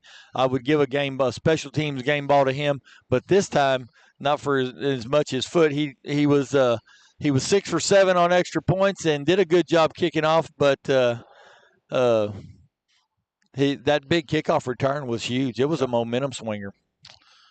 So congratulations to the Hondo Owls on a great victory here in Devine, Texas. All victories are good, but some are better. Right? And the Owls go to 6-1, and chance of district championship stays fresh on their minds. Yes, it does. All right. Well, we've handed out some game balls. We've talked about the stats. We talked about this ball game. This is a legendary game right here. A game where the home team came out with all the momentum, with the excitement. The Owls weathered the storm, righted the ship. Yeah, they really did. And then once they got the ship righted, they became a lot more physical. Second half adjustments, and as the game went on, the Owls just continued to grow and improve. And what a fun night to be wearing navy blue. Absolutely. So. All right. Well, next week, back in the friendly confines of Berry Field as we take on Crystal City, I think you said. Yes. And so y'all show up there. Come early. 4:30 is volleyball. Y'all watch a little volleyball. Those girls are undefeated in district. Y'all come support the volleyball team if you can get in. I don't even know what the rules are. I'm sorry. And if you can, we're going to no, excuse me. Yeah, they'll be home on Friday. Tuesday, they're on the road. Friday, they're at home. And we're going to auction off a ball for breast cancer awareness. All the funds will be donated to a breast cancer cause. So come do that. Then come over to the football field and enjoy another game of these Hondo Owls. They are fun to watch. So come be part of that. Well, for Tom Graff, James Estes, he gave us a lot of good advice along the way tonight to get